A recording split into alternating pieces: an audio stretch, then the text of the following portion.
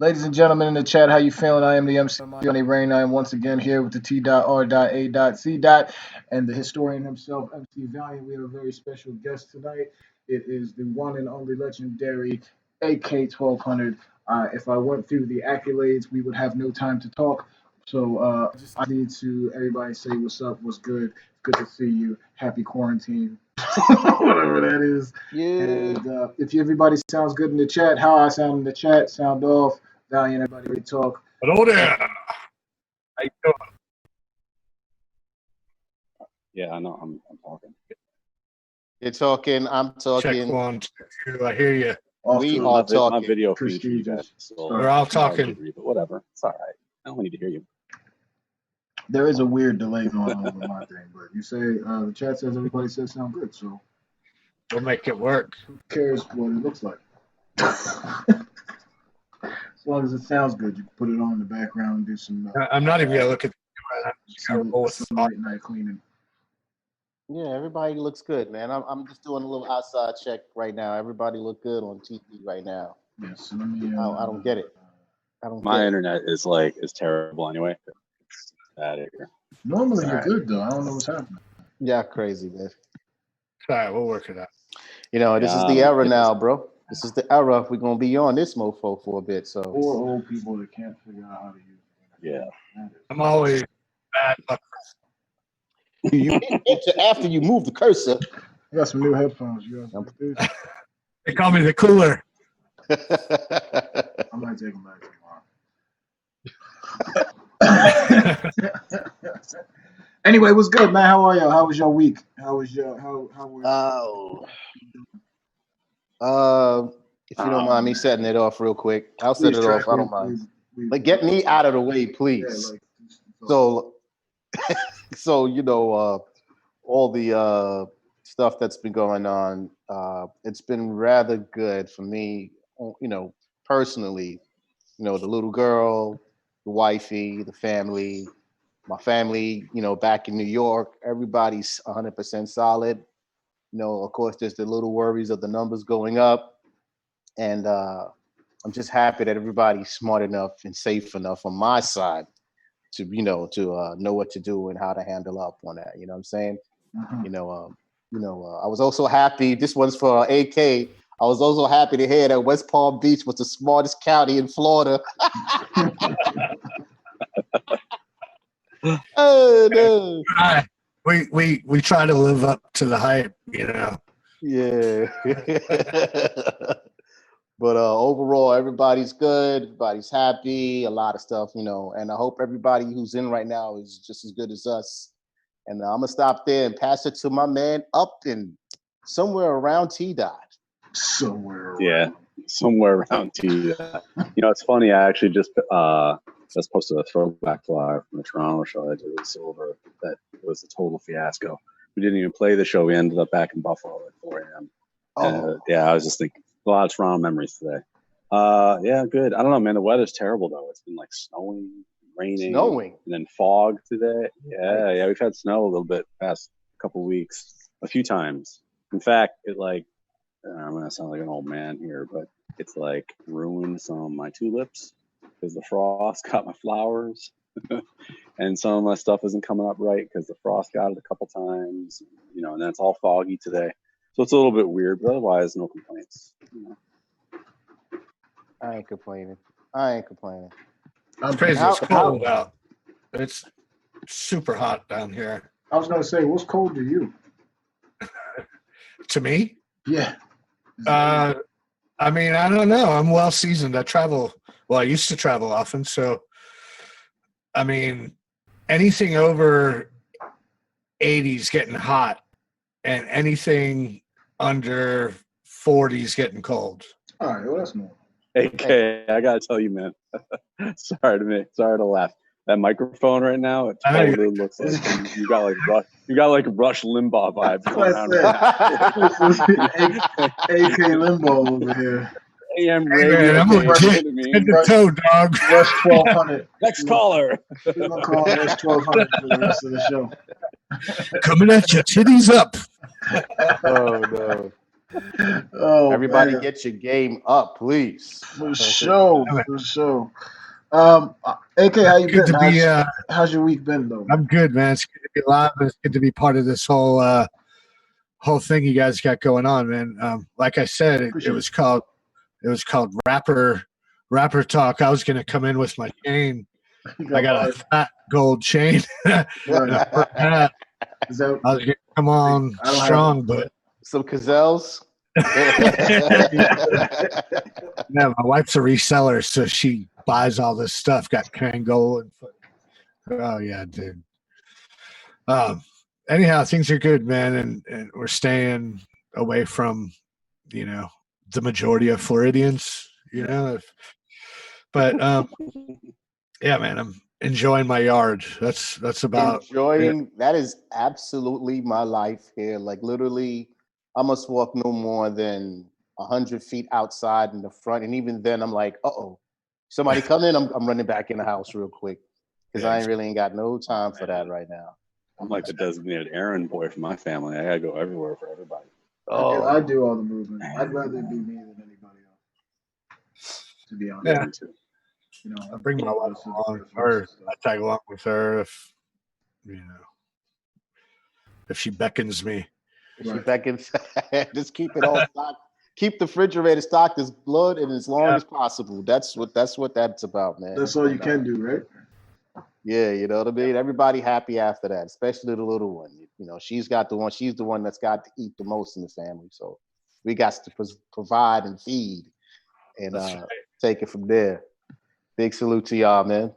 Big salute. How is it on your side, man? You got I'm good, how man. is it on your side, man? Oh, it's Atlanta. Everything's back to normal. I Ground don't know, zero for man. stupid right now. I mean, it's strange, man. You got a very, it's literally completely split down the middle at this point. It's we're good. We are the guinea pigs. So we're watching the businesses open. A lot of them, not all of them. We're watching businesses open under new social distancing rules. Obviously, there's some out there that just like screw it, we're open now. That's what we're doing. And there's a lot of people out there that are just like screw it, everything's open. This whole thing was stupid to begin with. And then there's the people that aren't leaving their house until the coast is clear. And then there's this very large majority of people like, all right, well, I can move around, I can go, I can do something. I'm still going to practice social distancing. I'm still going to wear my mask. I'm still going to do all this and that. So we are literally the guinea pigs at this point. We are the canaries of the states, in my opinion. I'm sure we're not the only ones, but it's very different. I had to go to physical therapy today. I got into a car accident back in February, so I had to go to the chiropractor today, and it's very weird and it's strange. I had to go to pick this up because my headset broke.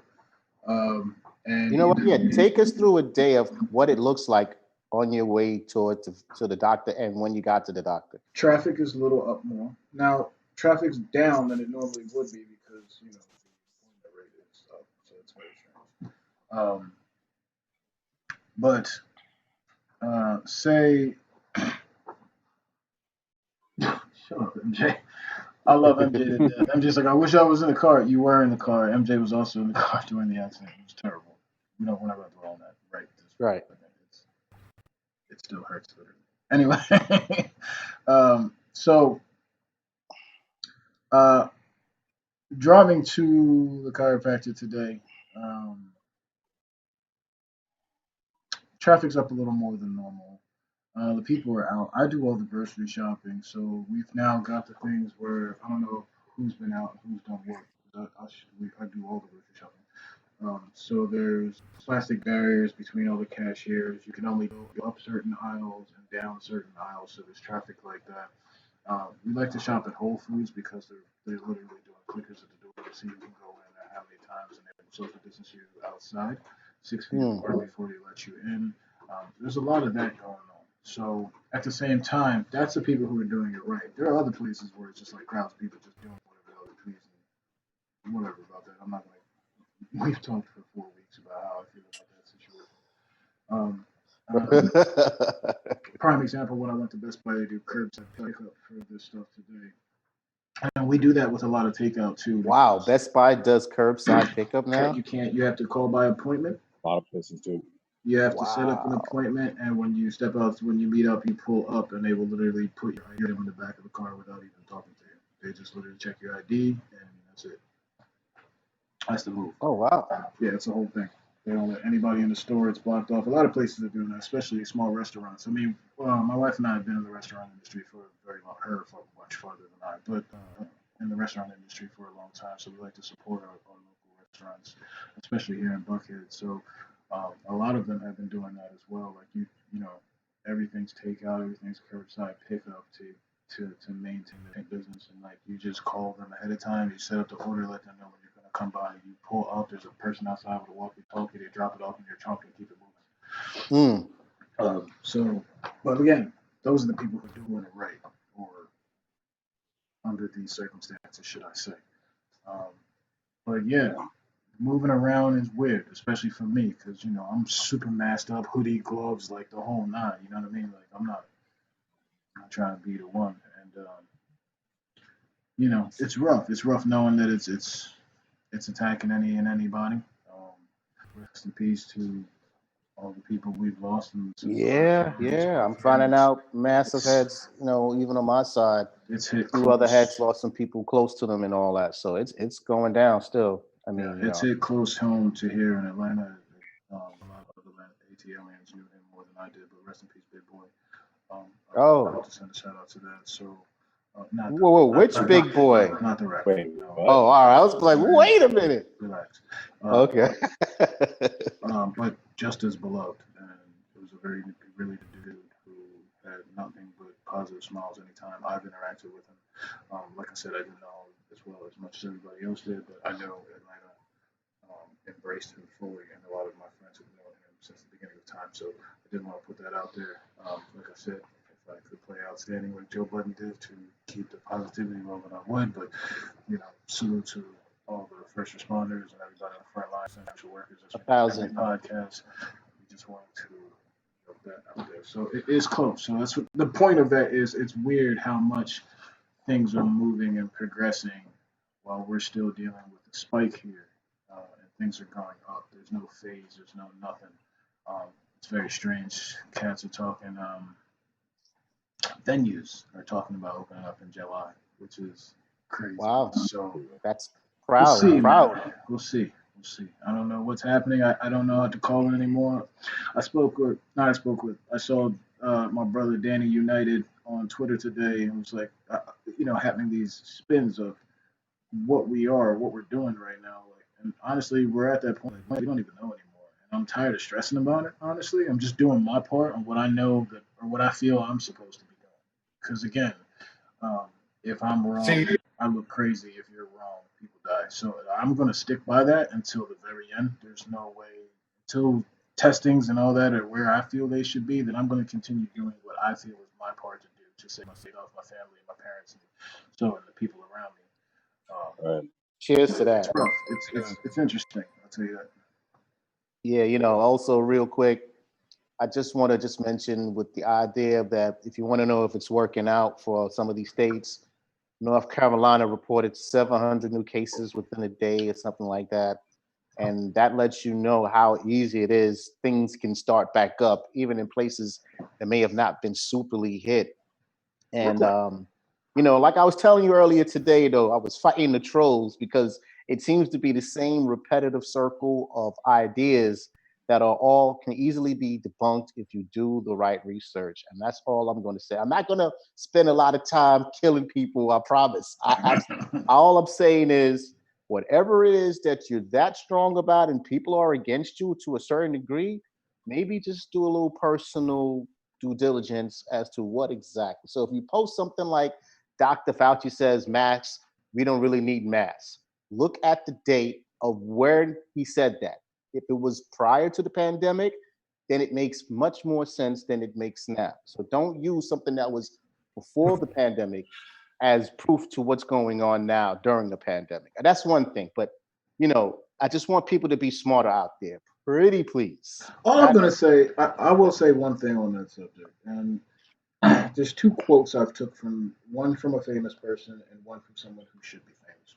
The first famous person was Mark Cuban before this thing even started when they canceled the NBA. The first thing he said was, "I'm smart enough to know what I don't know." That Mm. powerful thing I've ever heard since this thing started. Look, I don't know. At the end of the day, I'm trying to save whoever I can by whatever I think is right. And since I don't know, I'm going to take those precautions until I do know something solid. Until then, I rely on the second thing. And the second thing is from a friend that I met through my wife, and she is she is a nurse in respiratory care.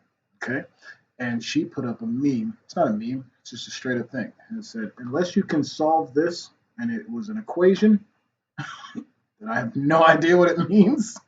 But What she's followed a after that? medical, you know what I'm saying? She's a medical professional. She said, "Until you can tell me what this equation means, I don't want to hear your opinion." And that's my Period. point. Like, STFU, it's like please. we're not lawyers. None of us are scientists. I have no idea. Cats told me to stay home. There's 100,000 people out there who died, so that's what I'm gonna do. That's what, if you don't mind me interjecting, that's exactly what You're I'm here. talking Please about. talk. Like, too many people are trying to spread the word to too many people. It's like, that's the whole reason why I got off Facebook, kind of, to be honest with you, is because everybody's just got to talk all the time about something. No matter what it is, it's just like there's a flip side to every single thing you see. Like, I'll see three posts in a row, and it'll be three different sides of the same story. Right. And it's just, there's no point in if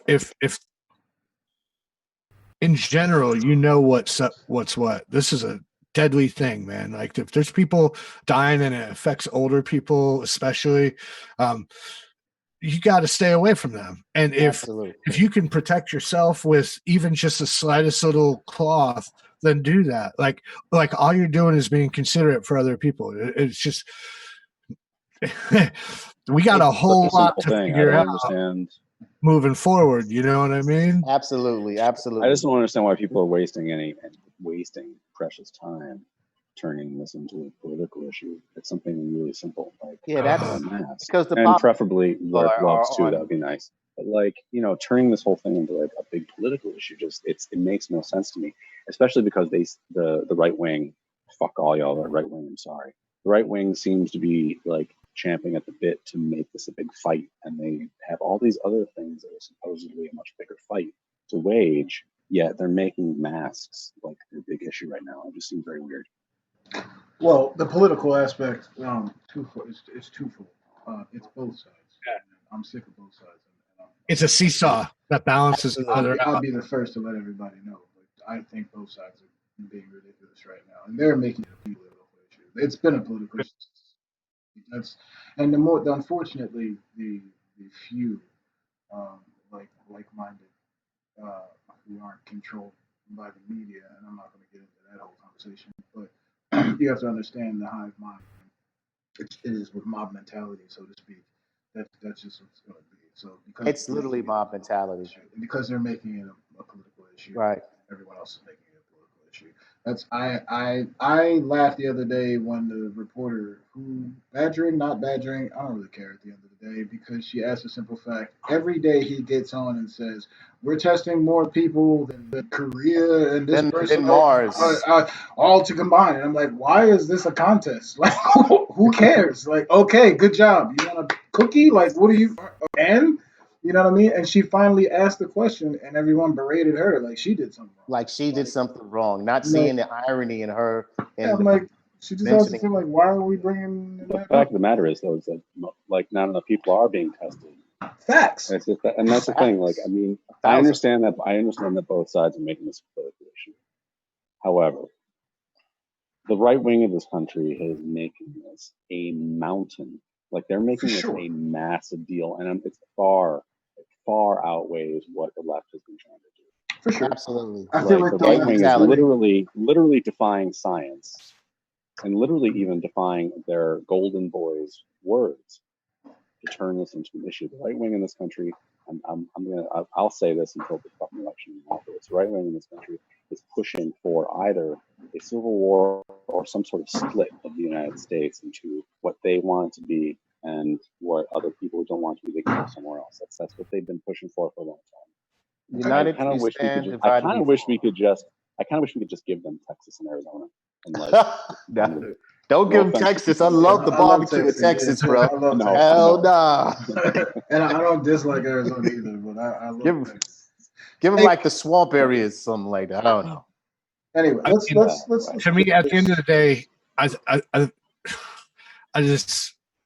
I feel like everything we are as on Earth is about balance, and it's Absolutely. if something leans too far one way, then there's got to be the opposing side that leans just as far the opposite way.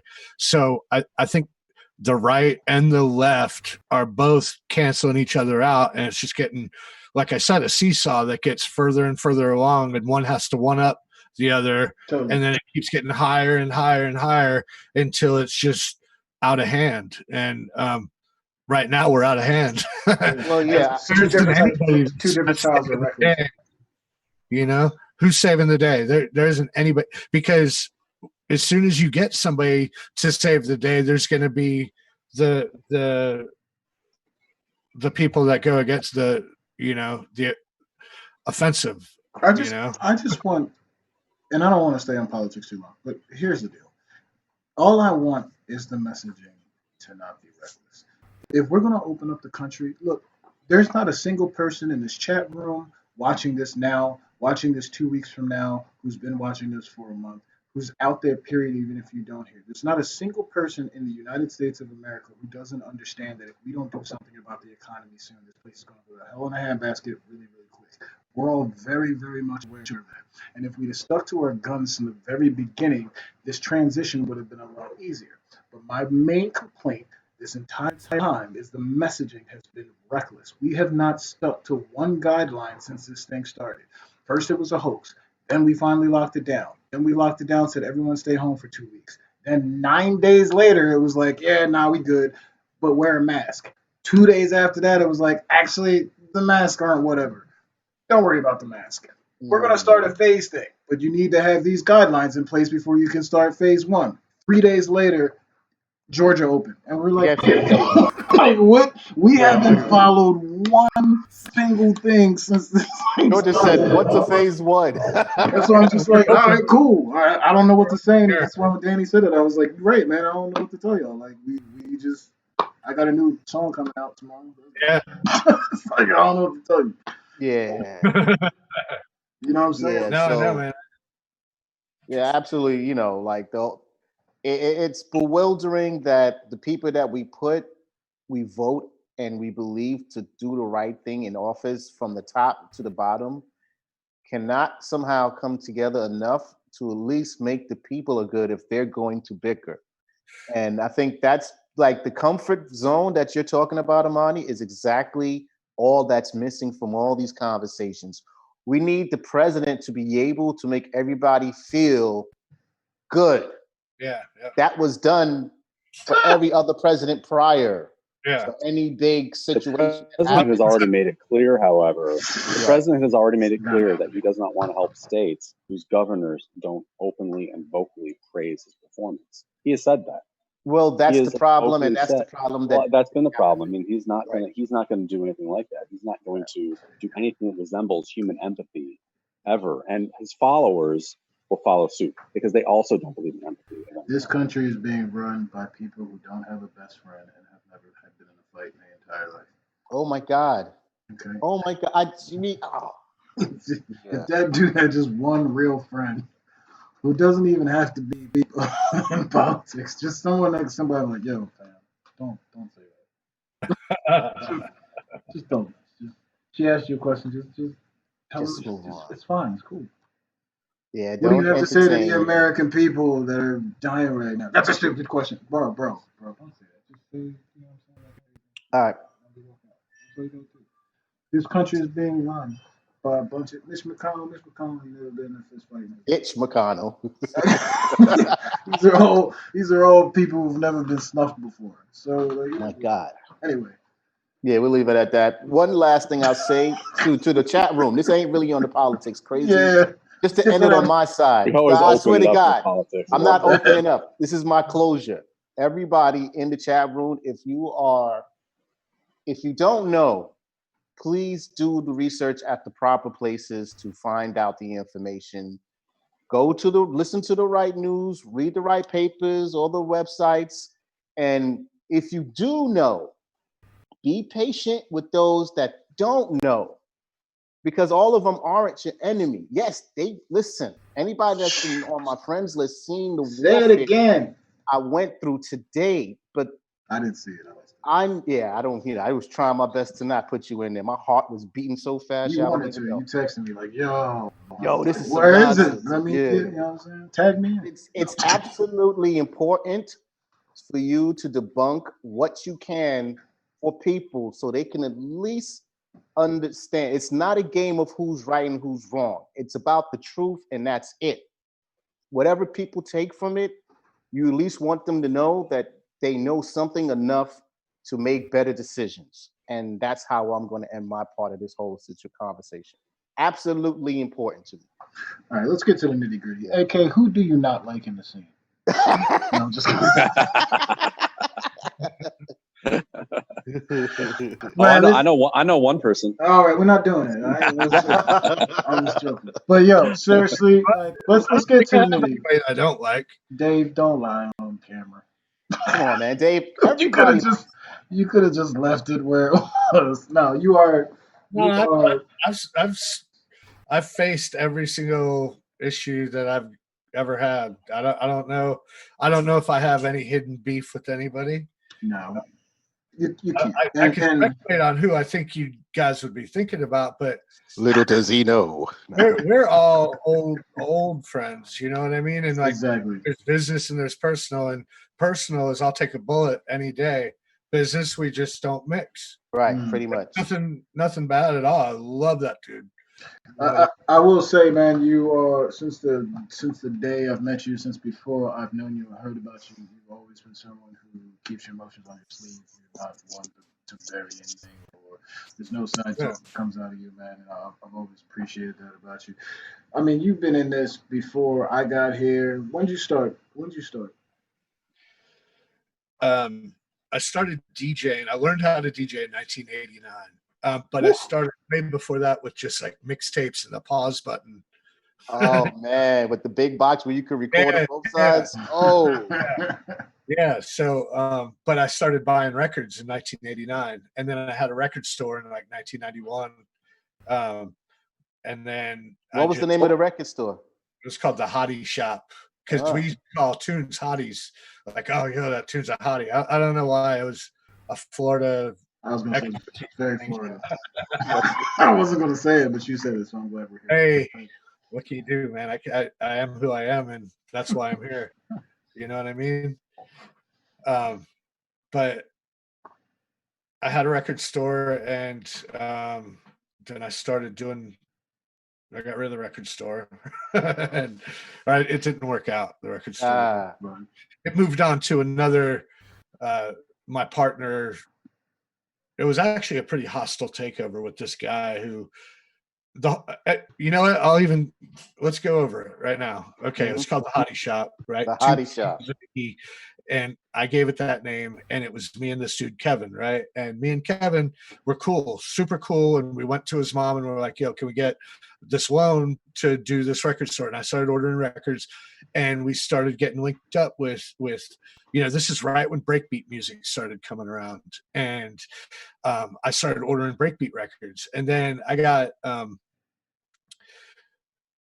something happened. Like I got my wisdom teeth taken out or whatever, something. I got sick for a few days and I was gone. And when I came back, this guy who was working for us, Rich, he did the record order, and he didn't order any breakbeat, and all he ordered was this progressive house stuff. And when I got back, I flipped my lid. I flipped out, and I was like, it's either him or me, and and it was just a big, huge thing. And I ended up dipping out of it. But at that point, I had already met, like the Moving Shadow guys and the Suburban Bass guys. So I was pretty locked into, that's how I got my sort of foot in the door, which is, that's a good founding spot to go to. Yeah, I mean, like, you know, I didn't come around into drum and bass until about '99, so I was definitely like way after you because you dropped Drowning in what year? My uh, God, Dave Auday's mix was 97, but my Yeah. mix came out, or I did it in 99. It might have came out in 2000, Okay, but that's like I just started right now. my dude, Just getting my feet. drowning. Yeah, yeah. You know what I'm saying? So I remember when I first jumped in the scene, and I remember a mix you did. This is how far back it was. You did a mix with Navigator. oh yeah, Like, yeah, what mix year? live. I did that Was that live. the one on Moonshine? One take. Yeah. Sheesh. Yeah, and you mic'd up the room, right? Oh yeah, we mic'd up the whole arena, Yeah. and I got to play the main stage, which Damien and Dara were on in the other room before me. And but I got to play on the main stage, and it was all mic'd up, and we recorded it. Navigator flew in. Shouts to Navi. Woo. Yeah, yeah, buddy.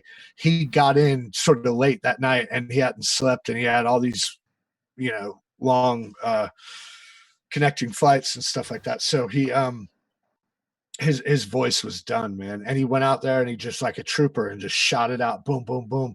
And there's no monitor on the stage for him. So twice as difficult for him to hear. So you gotta, when you take that into consideration, the backstory, he did like it's just the whole CD, the fact that it came together the way it did was not only that, but I played the wrong Bad Company tune. I was supposed to play Suicide Sister or something. Oh man, because it was just a white label, and Damien came up to me. He goes, "Hey, dude, that's the wrong side." Yeah, that was all live, like boom, like there, Legendary mix too, man. It's funny that those stories. It's funny how those are the ones that get taped and lived on forever, man. Like I laugh because like I did a Cinco de Mayo mix with Mason, or the one in Belgium too, and both instances I was like 3 sheets to the wind, just like man, tired, just don't even. And people are like, "Oh, it was like amazing." I'm like, "Cool," because I almost died. right? Lord. But like, So, yeah, man. I know this sounds a bit repetitive, but like the simple question of always trying to find out what really got you into drum and bass is always a curiosity thing for me. So I like to ask you that question real fast. I mean, to me, like when I like I grew up, my mom always had records, and it was like all kinds of different stuff, like Earl Klug and Roy Ayers, and like even like Cat Stevens, crazy, just like a random like the Ohio players, the Spinners. She like was all about the Spinners, like, and so when you're growing up, I got the people around me it was like new wave and industrial music and stuff like that, and glam rock, but then there's hip hop. Here comes hip hop, and like all this just sort of connection with jazz to hip hop to all of a sudden here comes breakbeat music, and it's got all these hip hop samples, and it's got all these jazz loops, and it's just like live drum breaks and drum fills, and it was pitched up and sped up and sort of aggressive, and I was just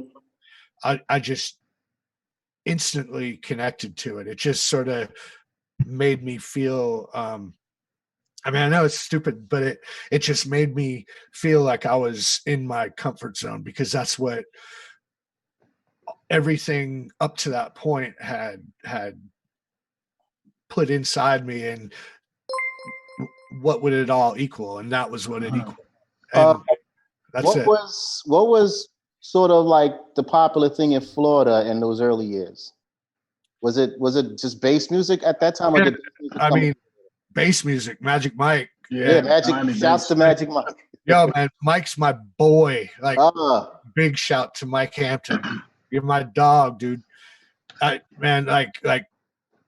man, it was bass music, and I mean, it was a little bit more underground than like Two Live Crew and stuff. Like there was this dude DJ Nasty, and we had the Twice as Nice DJs here, and it was, I mean, it was popping with like freestyle and Miami bass and stuff like that. But New York had hip hop, and it was Right. just, that was that vibe. You know what I mean? And it was jazz. My mom like always had this like, like Bourbon Street Jazz Festival, and just like it was just a fusion of everything, man. But that was it. It's cool, man. You can hear that balance in the tunes you made back then too. That's what's really Yeah. cool about it. Yeah, it's gotta be kind of funky and bouncy and jazzy and rolling and hip hoppy. You know what I mean? Like straight. Yeah, that was pretty much why I asked, because I was just curious to how much bass music may have played a part in the whole idea of drum and bass from Florida side. Like, is there a lot of influence? Is there a little influence? Or is it just the irony of the big 808 sound flowing through? You know what I'm saying? Like, I mean, honestly, like, and I'd be the first person to give it that credit if it were due, but I think it was just because there was a few of us here in Florida, like in Orlando and Miami, where we were actually going to England super early on, and we got exposed to it.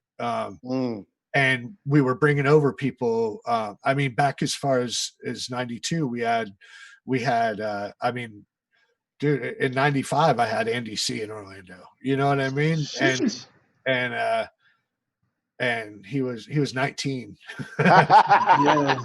Seeing pictures of Andy back then is crazy. Yeah, he says his first trip to the USA was New York, but I had to remind him not long ago. I was like, no, you couldn't even get in this club. Hey, Metapatter, appreciate you for the subscription, bro. Thank you very much. So, AK, I wanted to talk a little bit about how the whole ethos behind Planet of the Drums came. Partially because, we're kind of like in drum and bass part 2, like post dubstep years a little bit. And a lot of people, I don't know, maybe don't remember how things were, but there was another dark period for drum and bass in the States and a rise. And part of that coincided with Planet of the Drum. So talk about how that all came together. Okay. Yeah, it was drum and bass started picking up. I mean, the three of us, Dara, Diesel Boy, and I, we were sort of each other's biggest competition, and we all had been signed to Moonshine at one point or another, and then we found that we were all on the roster together. But the only time we were getting booked was on the Moonshine tour. We weren't getting booked by promoters, so pretty much that's because we were drum and bass. Jungle was just a side room thing, and it didn't warrant a big enough draw to to do the main room. So Damien said, this is bullshit. We're all friends. Why don't we just link up, do this, and say we want good sound and we want the main stage, and give us a chance, and we'll do it. So the first year we did it, and we did it super cheap. And we had Joe Dub 2 with us. Dub 2, yeah. And salute to Dub 2, by the way. Yeah, man, mad respect to Joe. And it was fun, man. It was really, really fun. It was like, see, back then, like, it was just turntables. So if we were to go, like, that year, we were just going back to back, and it was just such a new sort of thing. We started learning about each other and finding each other's vibe and trying to adapt to each other. So by the time we got through the end of that year, we had pretty much gotten not just a rapport, you know what I mean? Like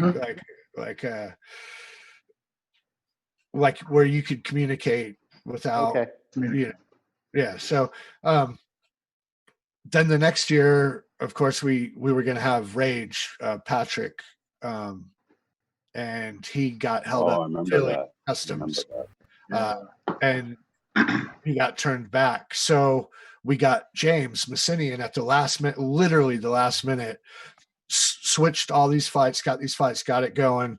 And we had like 30 that year. And the one thing we did though, and you know, Rage has got to give it to us for this. We took all the pay for him and we sent it to him. You know what I mean? So we paid Messinian and we paid Rage for that year. And so I'm sort of planting the seed that you guys understand that we didn't do any of this for the money. We built our brand, and then later on down the road, things got big and blew up, and a few opportunities. Yeah, I mean, it's like you could look at it two ways. Either we were to blame for it or we were to thank for it. A lot of people blamed us and said that, you know, we were shutting people out from getting theirs. Oh, I hated that. And y'all don't know that quiet as kept, I had to defend y'all on a couple of those conversations simply because I felt like people were looking for the easy way around certain things. And I was like, dog, you got to put the work in. Don't be mad at what other people did. Learn from it. But anyway, go ahead. Yeah, no, exactly. And like we happened to get lucky and be at the right place, the right time. And when opportunity knocked, we answered. We didn't waste our time on a message board complaining about somebody else. We got work done. You know what I mean? Like, dude, I've sacrificed so many things my whole life. I'm 48 years old, man. I've lost my mom, my brother, my dad, my grandfather, my grandmother, and I've handled all their estates out of my money. I've married my wife, who had 2 kids from a previous marriage, and I've raised them to be men. Like I've handled my shit, and I've done it by staying the same person I am. I've never wavered. I've never changed. I've always been true to my fans, to my enemies, or whatever they want to call themselves. And I know when I'm wrong. And I found humility, man. I found it the hard way, but I found it. And I'm thankful for everything. But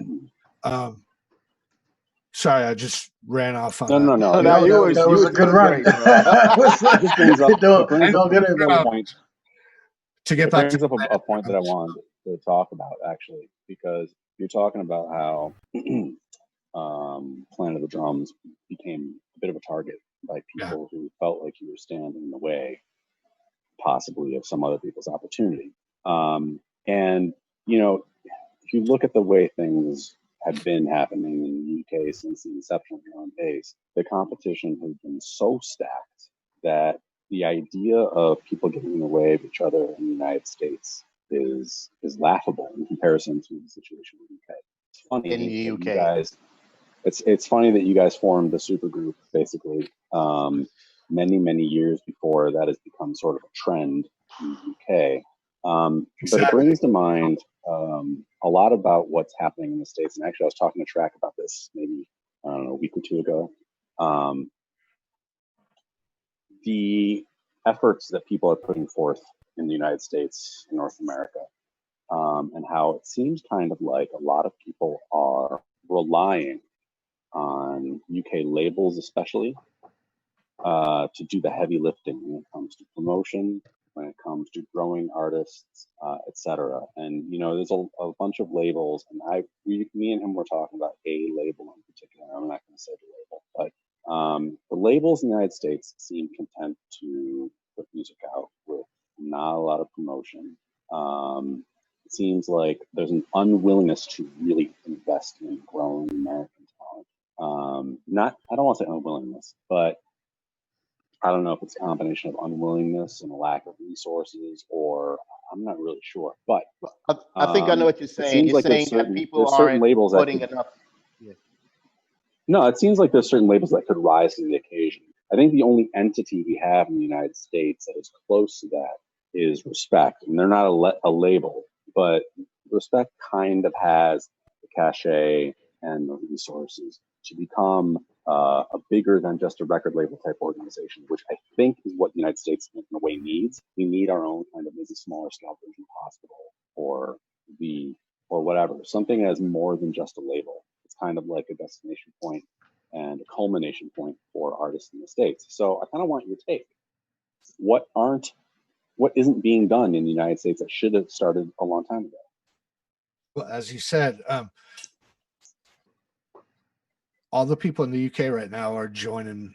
They're linking up. Like one of the best compliments I got was recently. It was by Fabio, and he said, you guys started this whole thing that all these people over my end are doing, like with with Kings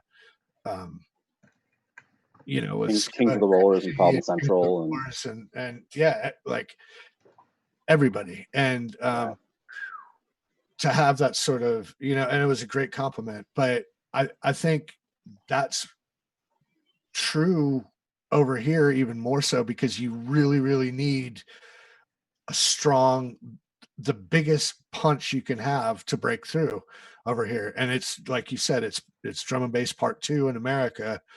Well, now's the time to really strike hard. And there are several new artists here that are really, really shooting for it, and they're trying to get things done. And I think that can totally happen. But I do see what you mean about relying on the UK sort of branding to sort of catch on here first, and then us sort of follow suit, which in a way it's sort of rightly so, because we have to allow them to represent what it's their music, you know what I mean? And Absolutely. But is it anymore? I mean, is it their music anymore? 1,000%. 100%.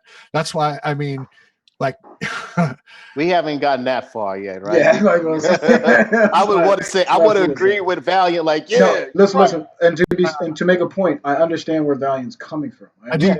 The Absolutely. ideology is for sure. I don't. But that's just it. Saying it's their music, I think it's a cop out. I think it's a cop out, because I think that we could be doing more. Yeah, we could. No, I'm sorry.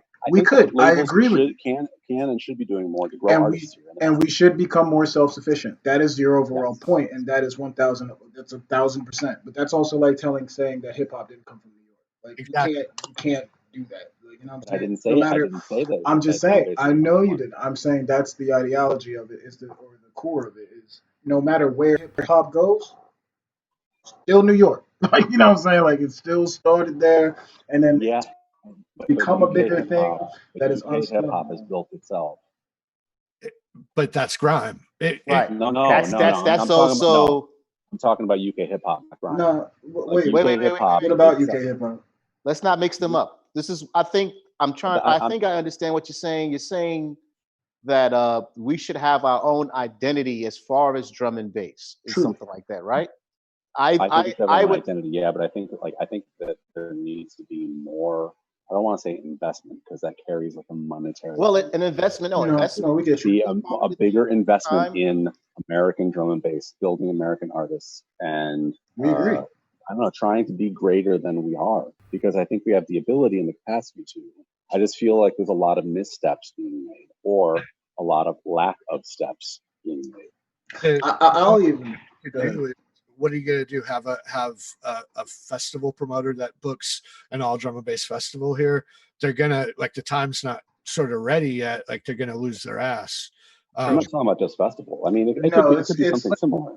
Okay, let me first of all, that, like, I agree with you 100%. I wish it were like that. I wish there was a bigger support network that was more cohesive.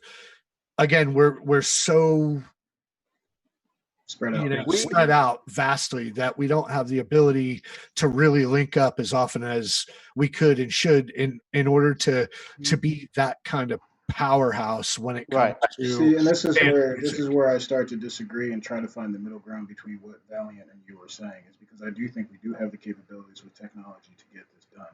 And what Valiant's saying at its core is, I believe, the American drum and bass community, producers, artists of any kind, DJs, promoters, whatever. I think there needs to be a better. I don't feel they believe in themselves enough, and I've been crucified for saying this, and I'm going to say it again because I do what I want to do. But there is a what label can I make my thing sound like first to get on before you're creative in your own right.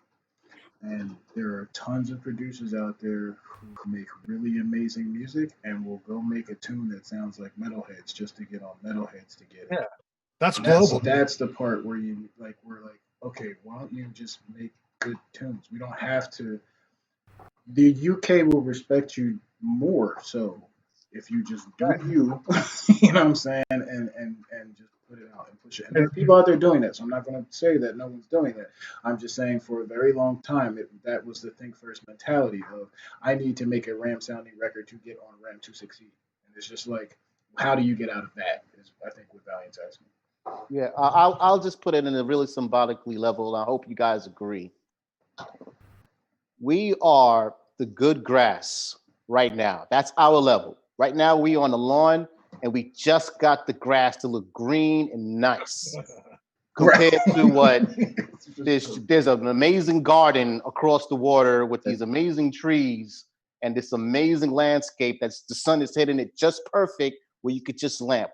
We have good goddamn grass and Samoas. All we got to do is take care and keep fertilizing, and then invest in the tulips, invest in the other flowers and the other situations, and I mean, let things flourish. In that Instead of sense. talking about the grass all the time, Mhm. just enjoy it Right. and Yeah. keep working with it and take pictures of it and push it and tell your friends, yo man, check this grass. That's instead of us going in circles, that's again, and I've said this Instead of fuck plan your for it. grass. I'm No, sorry. not even. It's more like instead of picking that rose and going, "Oh my God, you see this rose? This rose is the best rose ever." Fuck you. It's just like, wait, whoa. Americans spend so much time talking about drum and bass instead of living and doing drum and bass. Just be and do you, and it'll happen. It's going to happen if the music's too good to deny. So it's going to happen. You just got to keep doing your thing. And if you create an identity for yourself and not worry about what who sounds like or they are into, this is the one type of music that you can be yourself and basically do any kind of sound and still get picked up by all kinds of different DJs will play your tune. You know what I mean? And that one tune is all you need to break through. And that's happened with Americans before. Gridlock, I mean, not with one tune, but he's built his name. You know what I mean? And he became to the point to where, he's over in Rotterdam now, but there's a lot of people in America that are blowing up, Davo and JB. Yep. Like, You know what I mean? Like that just put their head down and work and random movement just puts his head down and works. And, Sinistar. you know what I mean? Star Like, who's been consistent in the star. yeah, Wow. yeah. So And let me also real quick, let me get this out of the way because I know how the internet. For those people who think that I was saying don't try to get on Metalheads or Ram, you already know my affiliations. So that's not what I was talking about. For the love of God, please. Well, it's pretty standard. This is just You're making a tune, you're gonna sort of like, we make tunes with people in mind. Oh, this would be a good Ram tune. Everybody does that. Everybody. Yeah, for sure. I'm just saying there are people out there who like Slave Away yeah. and don't create like that's all they do. Like, but my comments if you think I'm not necessarily trying to make weren't all. go ahead. I'm sorry. Oh no, I was gonna say my comments weren't just related to artists. My comments were related to the entire drum bass infrastructure. I mean, you haven't like I don't know how things are going to be after like post COVID-19, but beforehand, the British acts were coming over here and making money. Yeah. To tour. Oh, profiting. Okay? Yeah. Now, right. So, but the thing is like it's kind of like how can we get to the point where we can get people like Americans booked in America? I'm not saying that they have to be like the headliners, but I think I just remember a time where like the DJs that were part of the Planet of the Drums, individually and collectively, could outdraw most UK acts. That's And there seemed to be a time when there was a certain faith in I don't want to say the drawing power, but at the very least the willingness to book American artists, feature them in higher prominence. Now it's kind of like it's a different time. And I know like the music economy has changed. The entire rave scene has changed. Like everything is completely different now. So what I'm saying is, how can we, as a collective scene, the whole infrastructure, get back to a point where their American artists are elevated? I'm not saying to the level of UK artists. I'm just saying elevated, higher than they are now, where everyone is kind of considered a local, with the exception of a very few. Well, the only blueprint we have of that is the early 2Gs and early 90s, where everything was pretty much as flourishable as can be before the dark ages. And I think that's where I'm not saying that's where all the answers lie, but it will remind you of what went right, what was possible, and what can be adapted and implemented or altered in a way that makes sense for now. Of course, it's always hard to bring the past forward because the past is the past, but there is things you can pick up history-wise to enrich and help these building blocks, because that's what's happening. We have EDM, we have all these other subgenres rocking right now.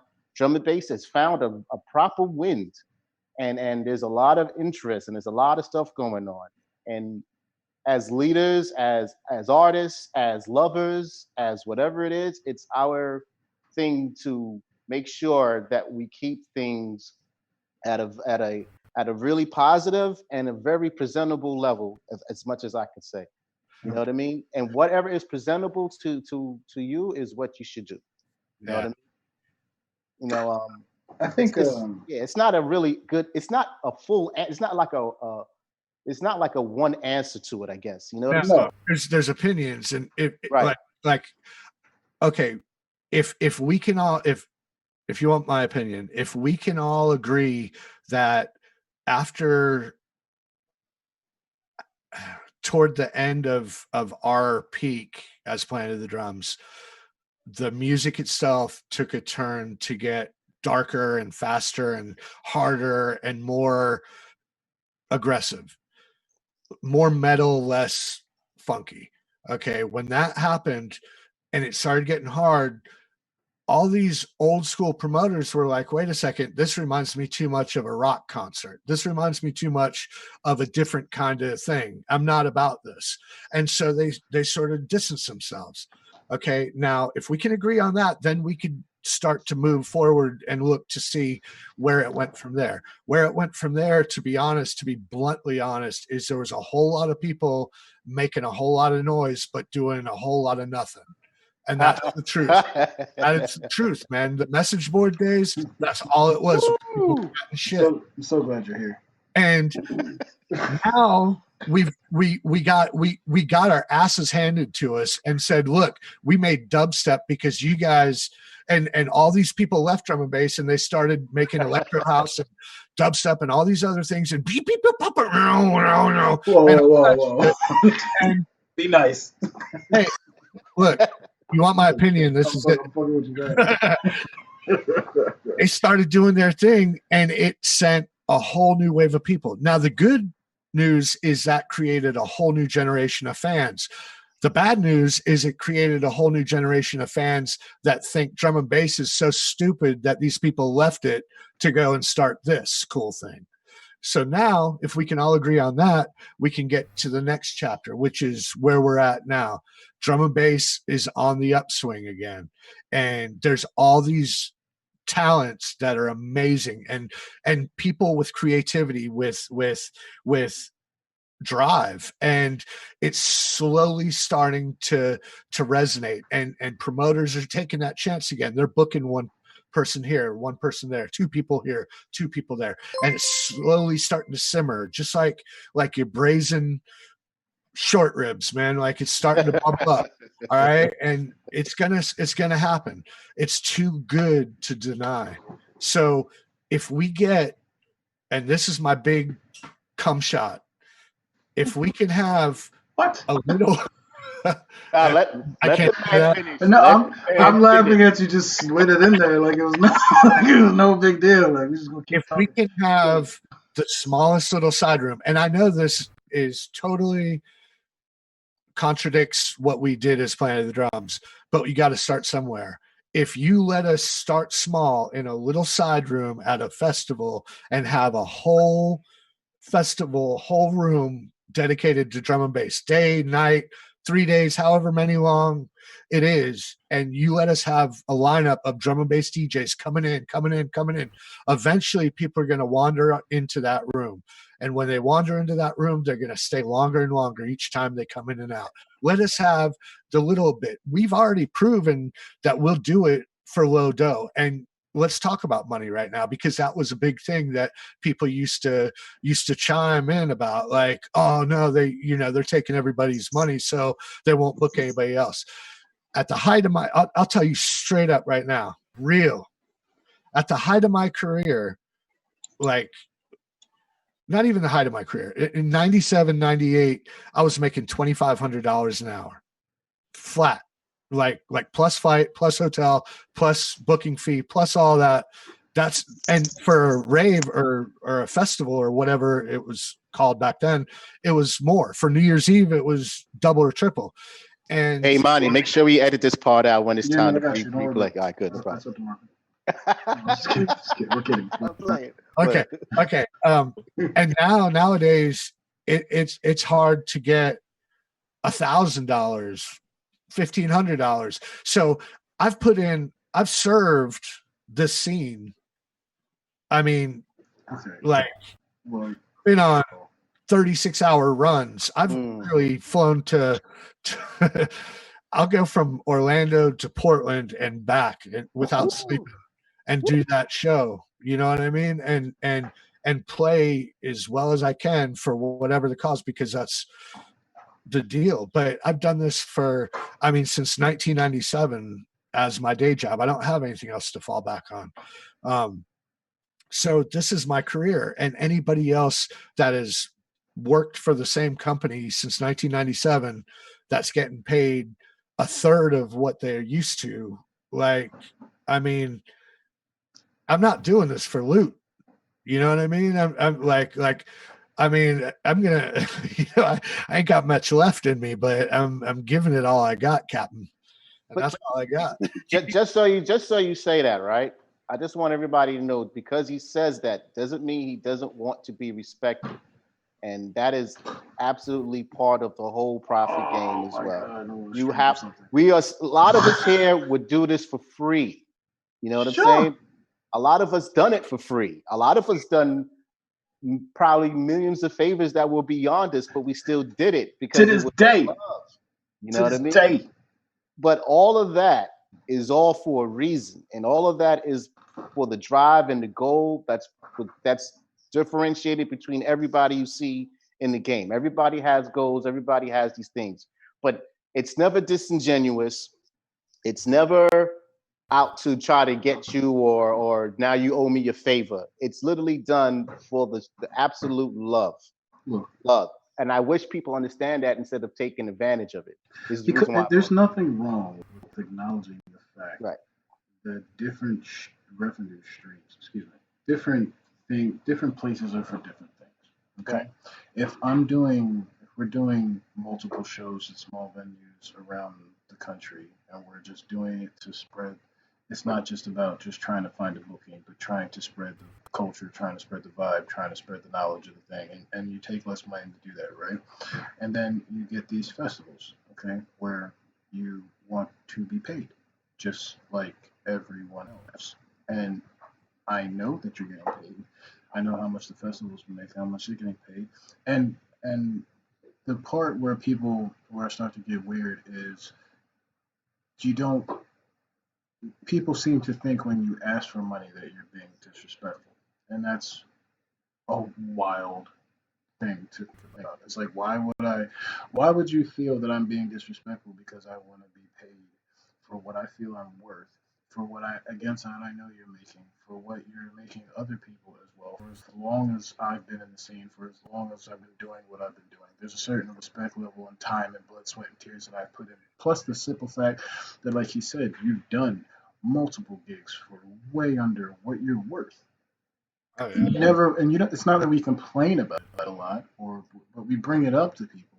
And when it's brought up to people, you're being treated as if Yes, she did something wrong. And it's I just can only imagine what the chat room looks like if gauging from what you guys are saying. they're talking Get about on Twitch, AK. Come check it out. I don't know. Look, if I anybody, don't want. Before we get into this, I don't want people to think that we've had this conversation before when money's come up. I don't want people to think that money is the motivator. That's not it. no, Money is a if side anybody effect. caught that from what I said, No, then that's what I said. oh my yeah, responsibility.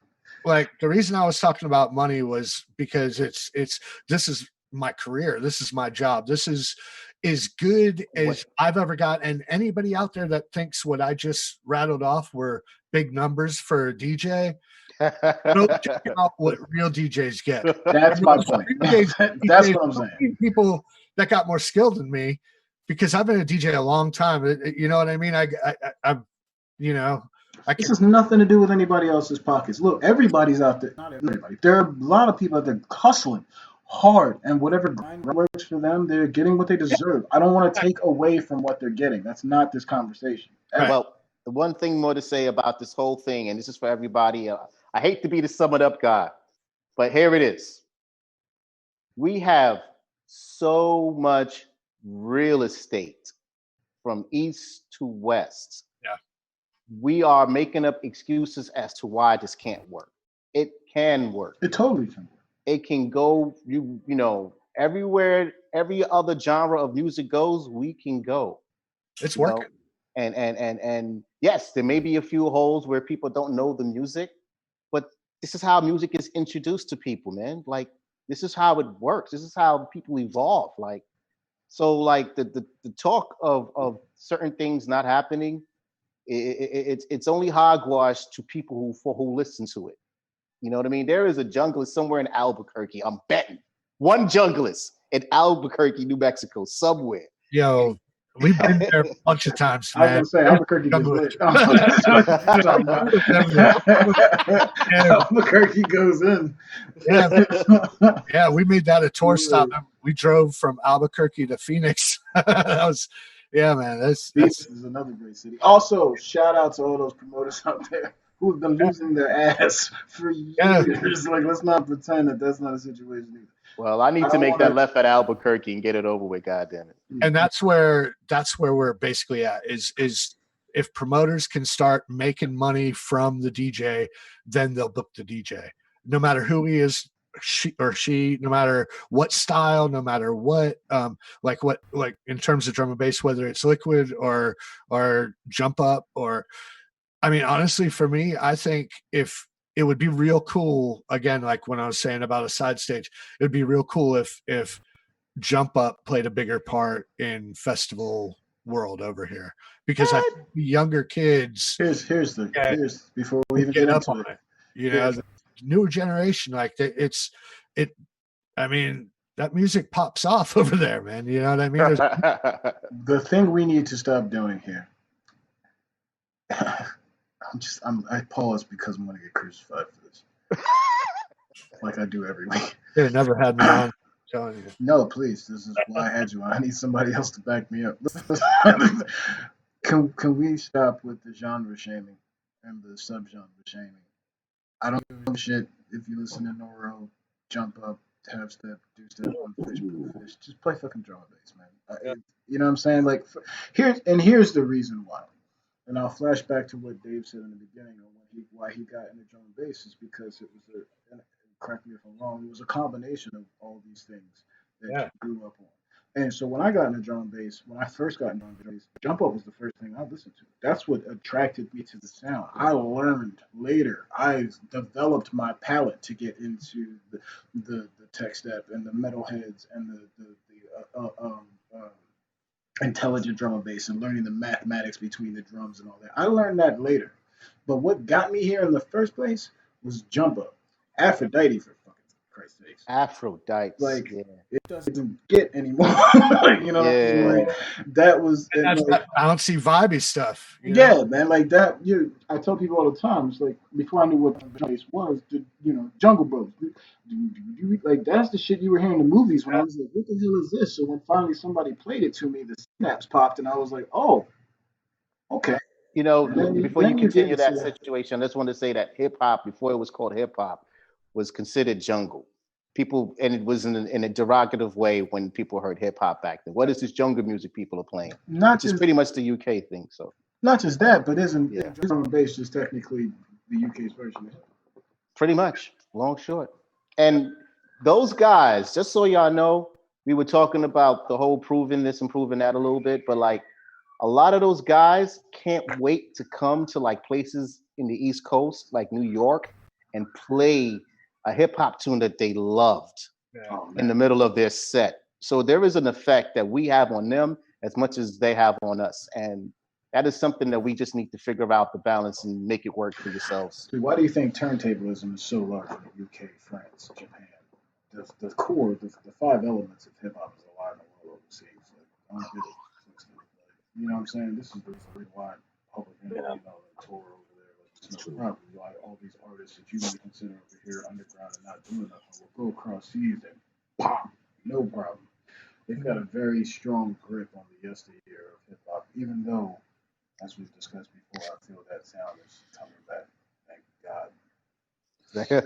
So AK, I have a very good segue question as we're talking about all this room and stuff, and the rebirth. No, I won't call it the rebirth, but the second wind of drum and bass and things. You are the man, I believe, who has the key to this answer, and is in 2020 and or after this COVID. Let's just say after this COVID, how on earth can drum and bass artists start a tour? Oh boy, that's a loaded question. Huge. Okay. I was like, "Where's my pen?" Give us the start of Planet on the Drums when it first got started. How did you come up with that name, by the way? Actually, that was an article from Raymond Roker in Herb Magazine, and Damien hit him up. He's like, "Yo, can we use that name? We want to use it for our crew name." And he's like, "Yeah, no problem." So that wow. That was anticlimactic. There you go. Yeah. But how we started out of frustration. Right now, I don't think there's this big revolution or rebelliousness with drum and bass. I think right now there's this sense of humility and thankful. Yes. Sort of like people are humbled to get the attention. Right. Which, again, it shows our weakness in the poker room, but it also makes us more welcoming, which is a big thing that put everybody off of us to begin with. I think there's a few people that could do a tour right now. I think a great concept for a tour would be maybe having a UK person versus a US person come in and do a thing, and have a UK. We need emojis. I also think there's certain people around that do have labels, like Reed Speed has a label. Play me, shouts to Reed. Lion Dub has Yep. a label. I think labels can do label showcases and route a nice little rent a van and do it old school. You know what I mean? My homie DJ Wednesday in Phoenix. Gang. Shout out Wednesday. Yeah, man. He golfs. AZ, yeah. And Dre golfs. So we were thinking, maybe get a tour built around golf courses and just rent like a van and go drive to cities and play golf. Man. And can that still happen in 2020? Just get it? Absolutely. Really? Why not? Absolutely. I don't understand why the jump in the van concept never really took off for electronic music. Don't want to work in the States as big as this country. We did it. Well, I know, but I'm just saying. Like, I came up in punk, so that idea always seemed logical to me. Like, yeah, let's get in a van, let's get in a car. You don't need fucking drums and micro shit. So why don't you just fucking bus it, drive it, All With right, We did. whatever. We did. I mean, I felt like Planet of the Drums did that. I mean, you guys. well, yeah, we did that, but when you talk to people nowadays and you ask that and they go, oh man, no, we couldn't get, not a lot of people know about. You know what you haven't seen is 5,000 flyers. Why don't you go make some flyers and hand them out? You know what I mean? It's people ain't doing the work. And if you start doing the work, just get it out there, even though flyers are passe or whatever you want to say. Like at the end of the day, See, this is what I wanted to get to earlier. This is what I was talking about. People don't want to do the work. exactly. That's Sure. I mean, it's disheartening because this is where someone like me, I feel like I've brought this invaluable seed over and I've planted it and I've helped nurture it all these years with all my crew and all my friends and all my colleagues and fans and people who support. There's a lot of people who have supported drum and bass for years and years and years, and then all of a sudden it became more about like I don't maybe it's a generational thing, man, but you know, when people go, oh, in my day we used to ... that's happening, man. That's happening right now with drum and bass. That's true right there. All you got to do is work, man. It's working right now. There's people that are hustling that are doing good. Flight's doing Big good. times. You know what I mean? Neversoft's doing good. She's, you know what I mean? There's I don't have to rattle people off as examples. I like that you did though. That's that elder statesman. Like I can go ahead and co-sign whatever because I've been right. here for a while. Like, but that's it's the all whole good. point of bringing it Not up. saying that you couldn't see, and I see you in the chat. That wasn't a shot at you. I was just, you know what I'm saying. Oh my God, you guys taking shots in the chats? No. Oh, okay. Did I do something wrong? No, I'm taking shots. Oh, okay. If I don't add humor to the show, then you know what I'm saying, we're just a bunch of Hey, you guys can say anything you want. I'm not watching. I'm not looking. Just say it. No, Right it's all here. love. The Big chat old is all love. all Shout out ball- to everybody in the chat. Shout out to everybody that subscribes right now. Say it. There's a donate button. No, I'm just kidding. But there's shout out to everybody in the chat right now, man. ATL in the building, DC's in the building, New York is definitely in the building. See y'all. You should have just played him some music. We could play some music. What time is it? We got about another 15 minutes. Oh, another 15 more minutes. Now? We need 15 more minutes in the chat. You guys want to hear some exclusive stuff? Okay, let's talk about one. So you're working with Saxon, yeah? I've been working with for a long time, man. Yeah. We've been quietly building our little Yes, you have. I've been privy to that too. Yeah, I know. For sure. That's why I was like, all right, you want to get in there? Let's get in there. Yeah. So, like, the thing about me, man, like, again, I'm been in here for a lot of years, so I don't have. I mean, now I'm getting to the point to where there's a rush to start putting stuff out before before I'm not around anymore. But I gotta, I'm not so concerned about these tunes when it's time. You know what I mean? So he and I have, like, for lack of a better term, an album's worth of material, but we probably wouldn't. I don't even know if it'll be an album. I don't know what we'll do. We just vibe off each other really well, and he's got the same ideal that I have when it comes to music. It's just, like, just straightforward, and we both have, again, something I wanted to say before. You can always go back to basics and start over and take it from the top, and that's where the beauty and the simplicity of this music come from. It's just bare bones, man. It was just talent, man. It was just vibes and talent. And people got that. It's here, you know what I mean? So, but yeah, Saxon and I've been working together. We also, because it became time to do this 20-year, like, everybody asks me about Drowning every time I Are you doing something with Drowning? Saxon and I, I'm going to pull him in. We did a couple versions.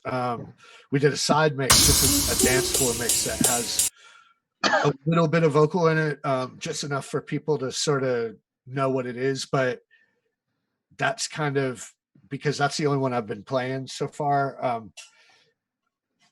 It's anybody that's heard it probably might be, I don't know, as far maybe let down because it's not what they remember it, as. But Whoa. No. Don't do that. I'm putting in your head that you're not going to like it. Yeah. He said, don't do that. You're trying to deconstruct. I'm the king of deconstruction. Don't do that here. Listen, how about if everyone in the chat right now wants to hear it, say so. Yeah, who wants to hear the new version of Drowning? I know some of y'all old enough. Because I have a thing where I've been hacking into everybody's accounts and stealing music. So I think we should play it. What do y'all think? Nah, we should wait till next time, man. Yeah, what you want to do it?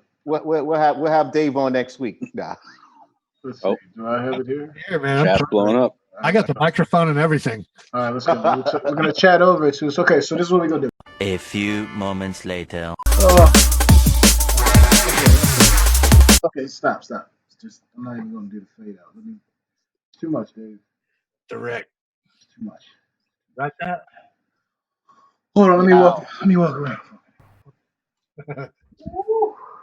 That remix is so good. I thought I was outside with no mask. Wow.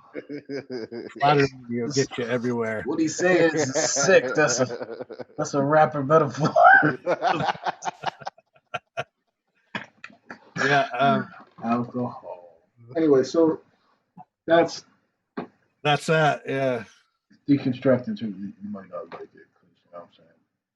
No, I mean, it's to me, people have they hold it in such high regard that, anything is going to be a letdown, and that's fine. I'm not trying the chat just went bananas. So yeah, they told me to rewind it again, but you know what I'm saying? Yeah. That you ain't dropped a donation yet. You making requests. Am I worth the money now? Play the next one. You got another one. Should I play another one? What's the other? Well, let's recover first. You're right. I'm sorry. I'm just excited now. I just want to play. You know what I'm saying? I don't get to DJ much. You know what I'm saying? So, on the real though, I have been working a lot and you can tell learning again, getting my studio sort of capabilities back up to par, and because again, like I made a record and I made an album in 2002, and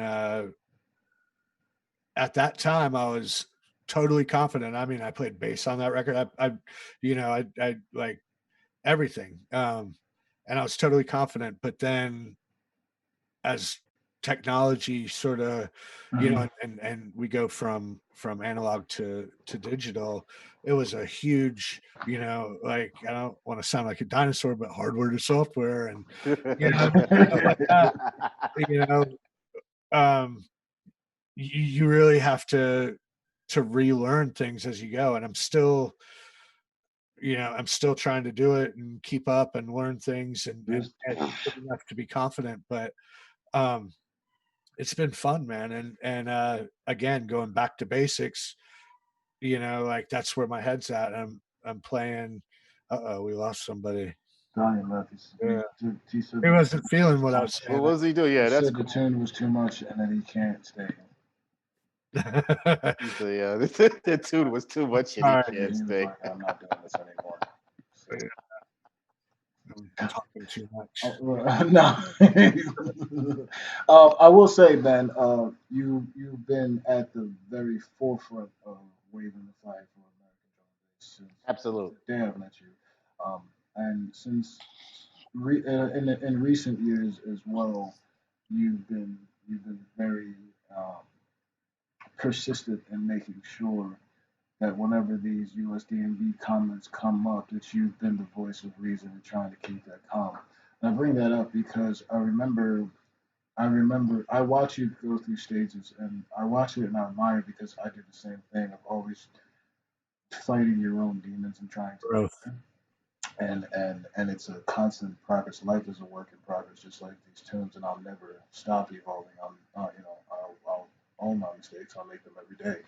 And I remember specifically recently, it was almost like when you broke your arm, you had a lot of time to sit back and reflect. You couldn't really DJ as much. Like, and I think I felt like there was a shift around that time. You were going through a bunch of other things, obviously, that we won't light on here, but um, I saw that change in you then. And that's probably about, we started talking more right about that time.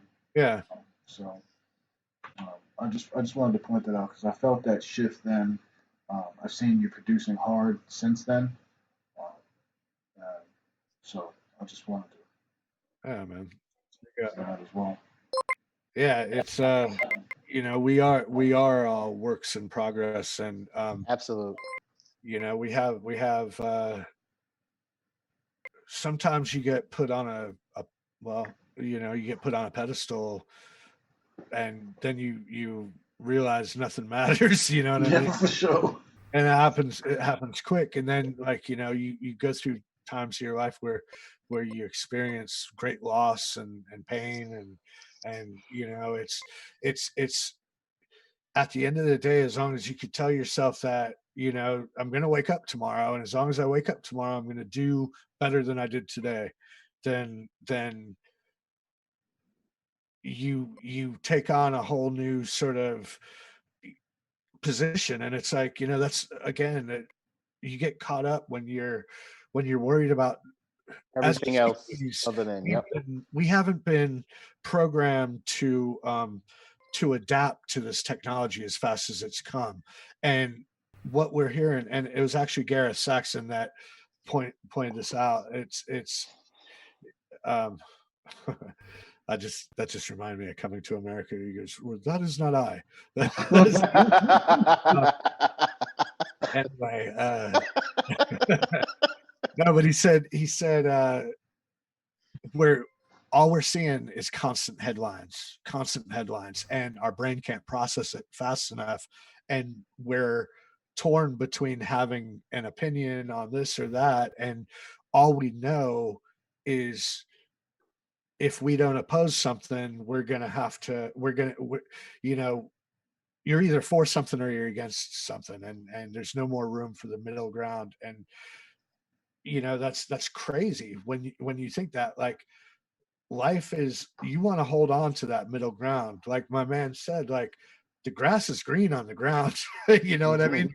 Like, You it's don't cool. be on like being on all these sides and being too wrapped up in what everybody's headline is. You forget what's important to you and your family and those that you can affect, the people closest to you, and um like especially loss will bring that, Absolutely. and it's it makes you appreciate the time that you have. And again, like I've said it a couple times, like I don't know how much time I got. Like that's legit. That's the truth. Like we all think about, like I'll put it out there. We all think the same thing, that whenever we see somebody pass on and see everybody jump up and give respect, we wonder, well, what's it going to look like when it's me? What's it going to look like? How many days am I going to be on that vibe? How many days are they going to remember me before life goes back to what it was and people get their hustle on again? You know what I mean? And it's a morbid place to be. So it's just the world of an artist, man.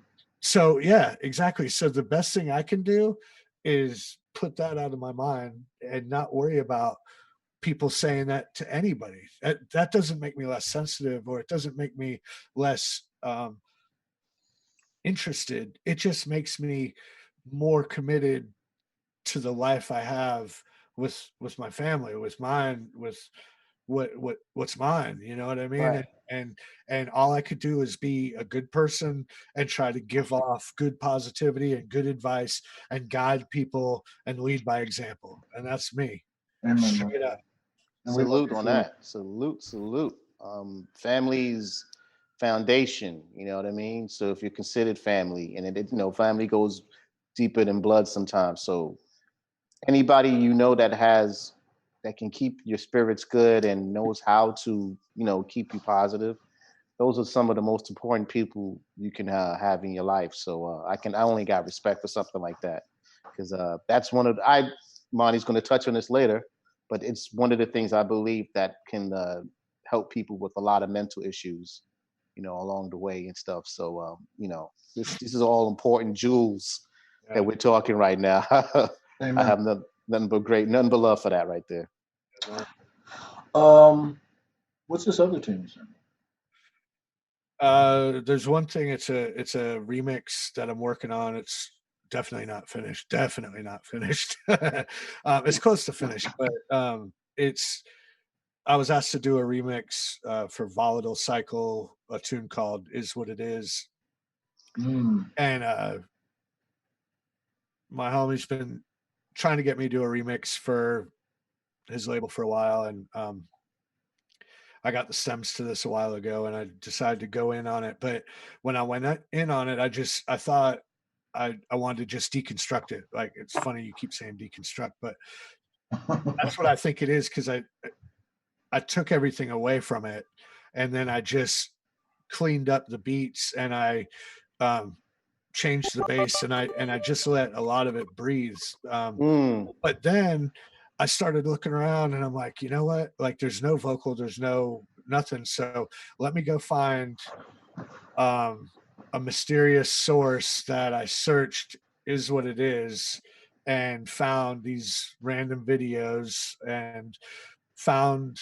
an adequate video of somebody singing Is What It Is. It is in a different language with a cool piano hook, and wow, looped the hook over and over, and not over and over through the song, but I started feeling it, and I'm like, you know what, this can really go. And so I started tuning it to that vocal and changed it a little bit, and what you have is the latest version I'm at. So it's kind of minimal, it's kind of techy. I love it. It's cool. Check it out. Is What It Is. Yes. A few moments later. Yeah, you don't need no more of that. Yeah, we can stop that, brother. We can stop that. Yeah, we out here exposing ourselves here right now. Like, relax. You want some blood? Yo, man. So no one's ever heard that at all, hey? No. Nobody's heard that. Like, legit, like, nobody's heard that. I feel special. You feel special. We feel absolutely special. Yeah, that was another one of those I forgot my mask at home records right there. You can't use the same metaphor twice. I tried to flip it a little bit, just a little bit. You've had plenty of time since it was to come up with something new. The nerve. I expect better from you.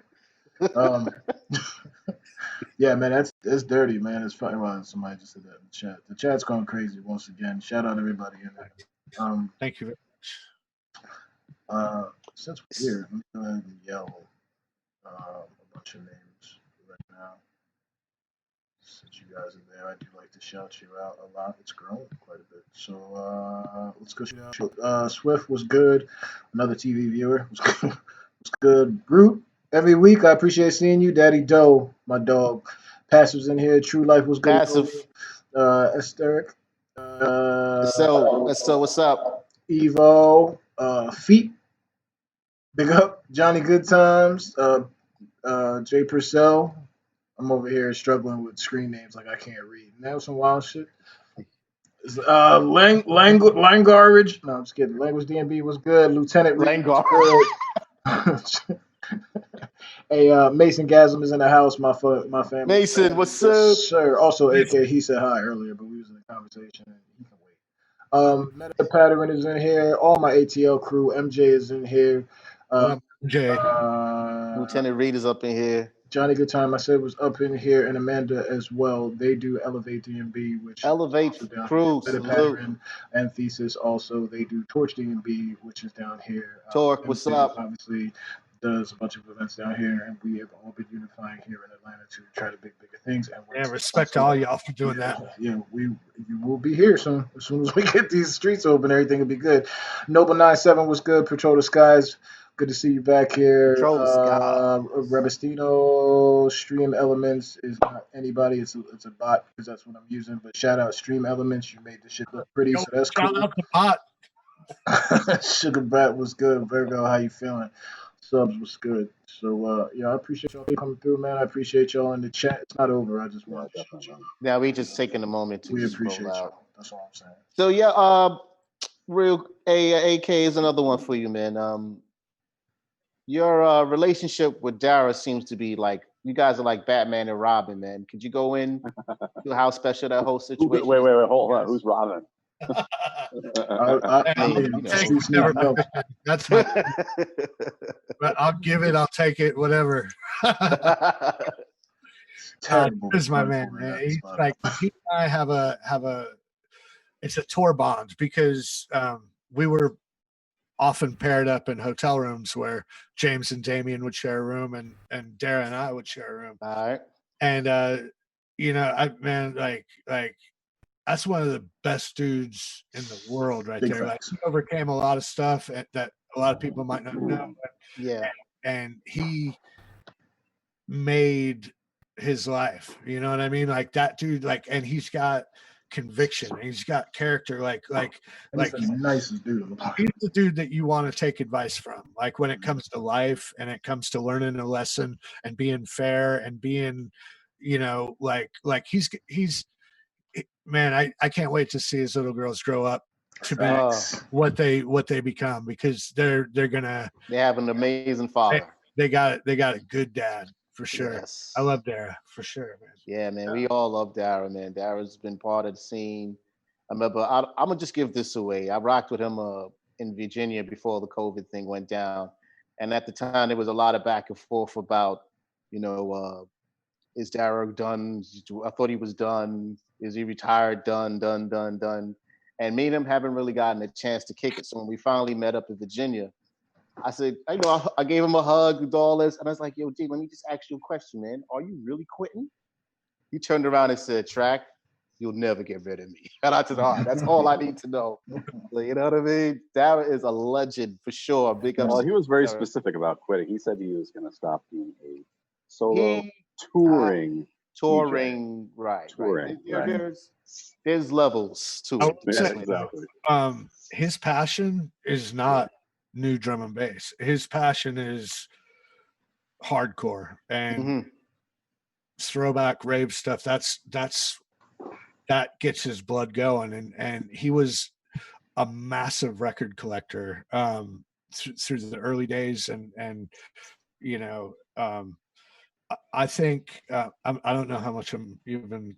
I don't know all that much, but I don't know how much I'm supposed to say. But I do know that he's gonna try to when all this stuff gets back to normal, he's gonna try to give what time he has to trying to build a sort of a throwback vibe in each little market and come regularly to that to have that be part of the bigger picture that is drum and bass as a whole. Because like you said, without the foundation, the history, you can't have the future. And so it's and it all fits nicely, you know what I mean? Because it you can hear drum and bass in hardcore. You can hear it, the old rave, early hardcore jungleism stuff, and there's a lot of stuff people have never heard, Breakbeat Science, as much as it was just a store or whatever have you been, they have more than a store, but go ahead. I'm just saying, like the work that was done and the culture that was spreaded and the way it was done and what it all led to. I mean, him and DB were some of the most significant people along the way of this of what we have now, actually. You know what I'm saying? Yeah. So he's just to hear him having these ideas of how to bring the culture around is exciting, and I think everybody in the chat room should be absolutely excited for something like that. Yeah, and it's an example of him, like, this is what he's willing to offer. This is what he's willing to give of himself because he's already got his whole career and his life and his, but this music, it's a passion. It's not, he's going to go and build this for people to, you know what I mean? And it's just another statement of his character that he's, this isn't a, I guess it'll play itself out. You'll see what he's doing for people and how he does it. But it's a good thing to see an approachable way to giving history rather than stuffing it down somebody's throat. Absolutely. Very important with the younger generation to not be preachy or over the top about it. It's show them the ropes and see what they can do. And exactly. That's I absolutely get that. Yeah, man. Sorry, I'm trying to pull something up here. Oh, I'm like, what's going on? It's got quiet. No. I was thinking the whole time. I was like, please don't stop. Please don't stop. Oh. Just give me the nod, man. Give me you know what? I'll the talk. secret I'll nod, talk. Joe. Please. No, I was going to say. No, the bring the throwback vibe. That's actually kind of part of what went into that mix that I put out that you previewed in the last episode and came out the following day. A really good mix, by the way. Oh, thank you. And like the whole idea was when we were putting it together was we wanted to somehow kind of encapsulate drone bass through the years without making it like an old school mix and without being like a chronology. Yeah. So, you know what I mean? And so that's kind of like the whole idea. So it's sort of a love letter to progression sessions, but also a love letter to like kind of deeper drum and bass in general. And so honestly, like I can't say enough about the way Polaris mixed it and arranged it. And he did it in a way that like really kind of took you on a journey. It was masterful. It didn't feel like an old school mix. It felt like time was just a construct. You know what I mean? It wasn't linear. It felt all like it should be there. Everything was in its right place, but at the same time, it was timeless. Goldie, timeless. You know what I mean? Yeah, and so, amazing artwork, must I add. I got to mention that artwork again because I was rocked. I'm watching The Mandalorian thinking about that damn artwork right now. So. Yeah, man, Ryan Bittner. Like I said, most of the stuff he does is like fantasy stuff, dragons and shit. He's got a few sci-fi bits that are really cool. So that's by the way, before I forget, because I know I will, I am on another mix that just came out the other day. Mr. Brown in Toronto put out a mix with me and 4 other Toronto MCs, Z, Danger D, D Squared, and Anastasia. The 5 of us are all in one mix. I take the last 25 minutes. So we all get a segment, and it's called Undefeated. It's kind of like a, keep your head up Toronto kind of mix. Yeah, put your link in the chats or send, y'all know how to do it. Yeah, they're both, the link is in the bio on my Instagram, so I'll put my Instagram name up just so people know. But yeah, they're both up there. It's I think it's posted on Mixcloud. So, see, talking about that, you guys were talking about DJs joining up. To be able to see the camaraderie with MCs and how MCs are linking up and starting projects and doing things. I think that's vital for drum and bass here in America. Like, especially like to me, and I come from the opinion that the thing that makes other cultures envy us is hip hop.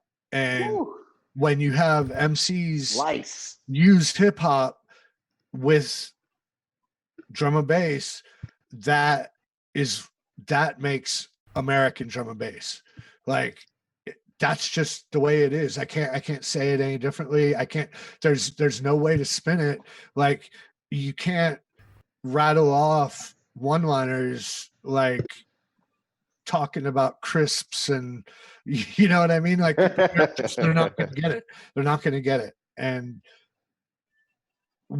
the thing that we bring to the table is that delivery and the dialect and the story. And that's what they're doing. They're telling stories when they're out there and they're chatting out to their 100%. 100%. The blueprint is fantastic. Yes. Like, Yeah. The That's fact what I was talking guys are earlier. Like, jumping don't in get it together, twisted. doing it right is that's, I mean, that's just as inspiring for somebody like me who's just a fan of the music. You know what I mean? So like, not to butter y'all up, but real talk, man, that's like, that's what we've been missing is all the camaraderie. It works on both sides, man. It's not just DJs need to get, friendly. It's everybody needs to get friendly and work together. So Respect, that's man. a bit for that. We actually, all right, I'm gonna do it. What you gonna do? You gonna do it? I'm gonna do it. So, Uh-oh. It's work in progress. yeah. A WIP. All right. So, You're gonna hate it, I swear. AK brought this to my attention. We've spoken a lot. We're friends. And that's why I went to him and begged him. I didn't beg him. I didn't need to. I would have. You know what I'm saying? If there was anybody that I wanted to put on the next big Semper Fi project, we worked with Burner Brothers. We've got stuff coming out. But if there was anybody that I absolutely needed to get in on this as well, it had to be the biggest American flag waving drum and bass head on there. So, ladies and gentlemen, if you don't mind, we're about to put If it you in don't. progress. This is a track produced by the AK1200. Featuring It has MC Tell, LA, Sophie Mari, Florida, Josiah Scribes, Boston, Zizo1, New York, and San Francisco. Elijah Devine, New England. JBMC. Oh, LA. Sorry. Just get it together. Rita San Diego. and myself. Philly to Atlanta or something like that, right? It doesn't matter where I'm from. Just trying. MC tells us I'm right here ruining podcasts. That's what I'm doing. And it's a work in progress, but I'm gonna play it for you now. We are Semper Fi. You might have seen us on.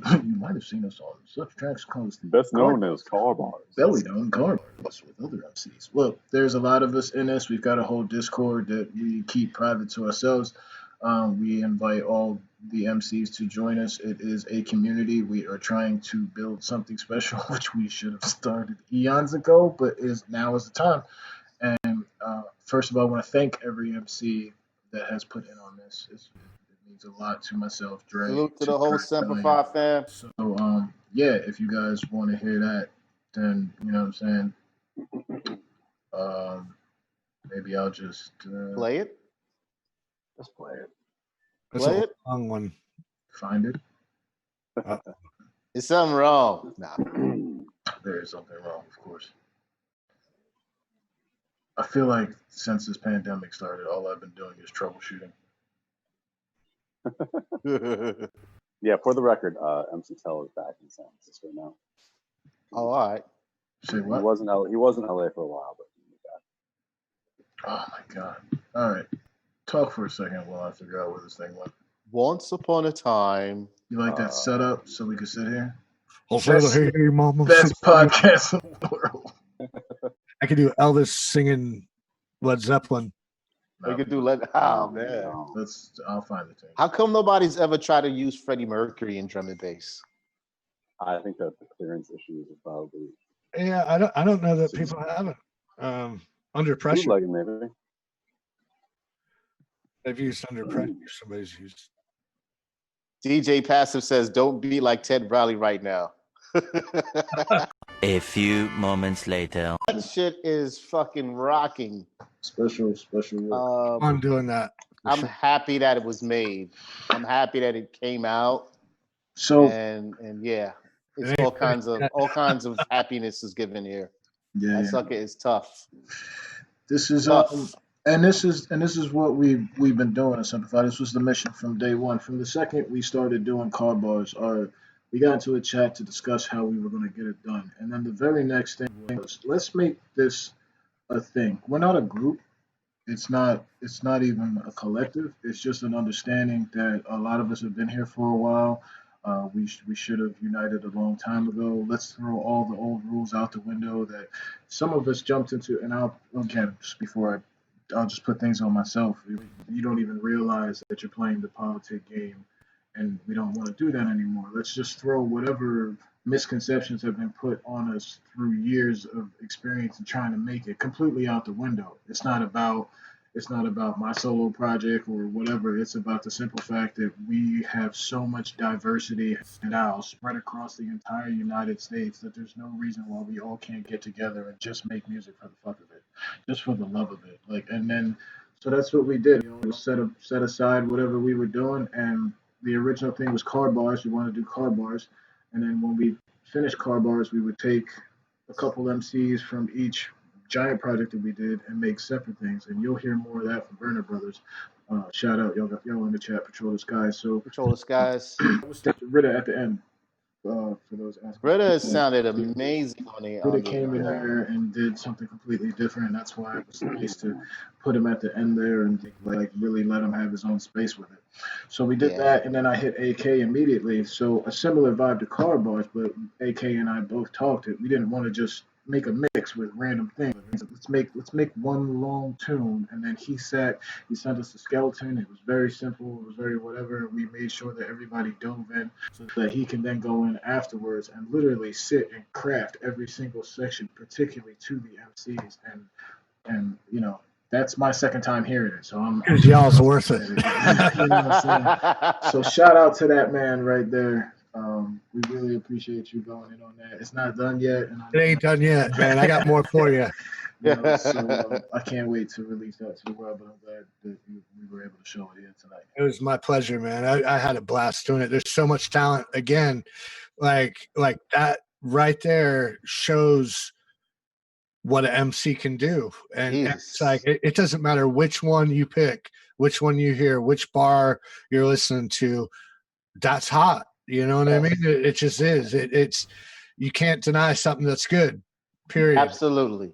And it was. And go ahead. No, you're good. I ain't got nothing to say. It was good because what my main focus in the chat, whatever we want to call this thing, has been to push people outside of their comfort zones. I'm big on that. I've always been big on everyone knows that. You know what I'm saying? Like I tried to do as many different style things as possible just for the sake of it, because I just love to experiment like that. But to get everyone to set aside what they normally do and to step in here for the betterment, you know what I'm saying, as of a whole, it was very special, and I'm very proud of every single person, member, Absolutely, who's putting the time in to do that, whether they're comfortable with it or not. And then when we go and do the other tracks is when you start to see people sink into what their normal comfort zone is. But I just it's special to me. So excuse me if I'm getting all. It's like, hey, listen, it's stuff that I'm sorry to say it took this long for something like this to happen. Yeah. You know what I mean? This could have happened at any given time if everybody would have just found a moment to be like, you know what? It's important for us to represent what we do. And I want to, all the things, all the small and the big things, and just to have it. And now this is pretty much something that's going to be out there for the test of time, pretty much in some form. So, I mean, that's what I'm all about with this whole situation is playing tracks. Yes, sir. All right. Well, we are running low on time, and Valiant has a tune that I meant to play last week that I didn't get a chance to do. And what tune is this, Valiant? Tune that I want to play. So I'll let him intro that bad boy because it's fire. It's the third tune on my EP. Name of the EP changed. It's not called Jasmine anymore. It's called the Never Too Late EP. That's coming out on. It's called what? You does sound like crazy there. Not your fault, but I want to make sure. Oh, sorry. It's called the Never Too Late EP. It's coming out on Focus on June 26th. So this one is also produced by Cyberposics and features Desire Scribes. And the tune is literally just like memories of growing up. So the tune is called Sepia. Mm-hmm. Kind of like old photographs, and me and Desire Scribes both come from a time where sepia photographs of us as a kid is something that exists. So, no, excellent. But no, it's literally us just like name dropping memories of our youth growing up. That's tight. So when I got the tune from Cyberposits, the tune to me sounded like the middle of August at like 3 p.m. You know, when everything is hot and still. So I immediately started thinking that immediately reminds me of summertime growing up. So that's just what came to mind. So. I'd like to add to this because this is another tune that I mixed down. So money behind the boards. Jack of many trades, master of none. This was the tune we spoke about a while back. That to me, this is proper emceeing, storytelling, where both of you really dug in and painted a picture that I not only enjoyed watching, but you can actually see. Like when Josiah's rapping, and Josiah I've brought up a bunch of times is I don't think Josiah knows how good he is. He's learning. I think he's learning. It comes with the lane. The both of you have a very a great ability to paint a picture, and I admire that in the both of you. So this is one of those tunes where when you both rap it, I could feel it. I knew what the tune was about. Technically, if we sit here and you did the intro, you know what the tune is. You know what it's about. You feel it. You're like, I can feel myself in the streets with both of you. I can see your friends. I know what they look like. I know what clothes they were wearing. You know what I'm saying? Like it's that kind of vibe. So let me stop rambling. I'll just. What's it called again, Valiant? It's called Sepia. Sepia. Yeah. So you changed the name of it? No. Don't change the name. He's got another title. Well, the working title when he first sent it to me was different. I think it was Still on the Stem when I sent it to him. Unless we're talking about it. So. Damn it. Anyway, sepia, as you know, like that kind of orangey brown color. Orangey brown, nostalgic. Pictures from like the 70s and 80s had, you know what I mean? So I've got a lot of those lately, especially because I don't know, I've been looking through. I got my mini urn of my dad's ashes back recently, and some pictures came with it too. So wow, the sepia tone. I'm gonna play this damn tune if it kills me.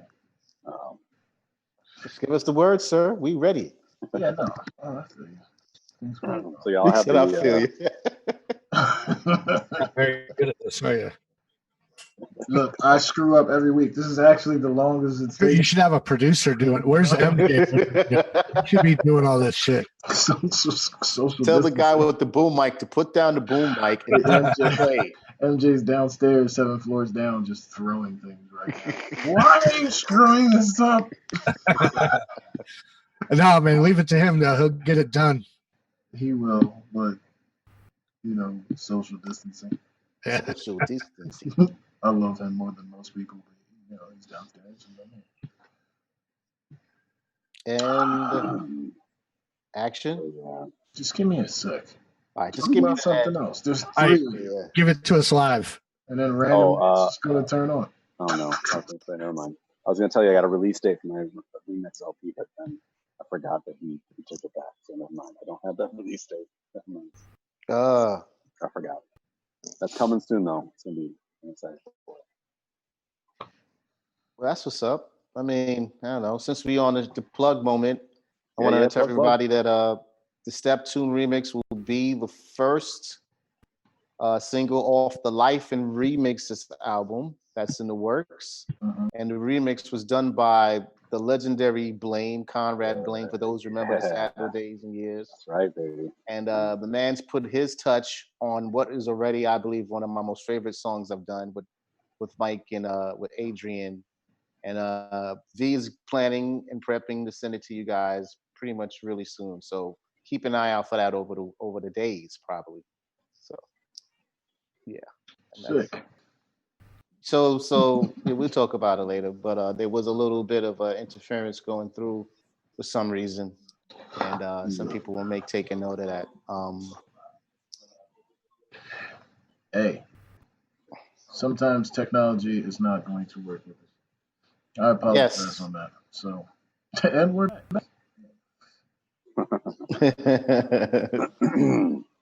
this is not working out right now. But I tell you what, next episode is just going to be a Valiant episode. We're just going to spend half, It's fine by me, man. Whatever. half an hour. Jesus Christ. Valiant this and valiant that. I tell you what, I'm When gonna play your tunes while I'm playing Call of Duty. from What's Up With That? I need to play that. It's my favorite sound.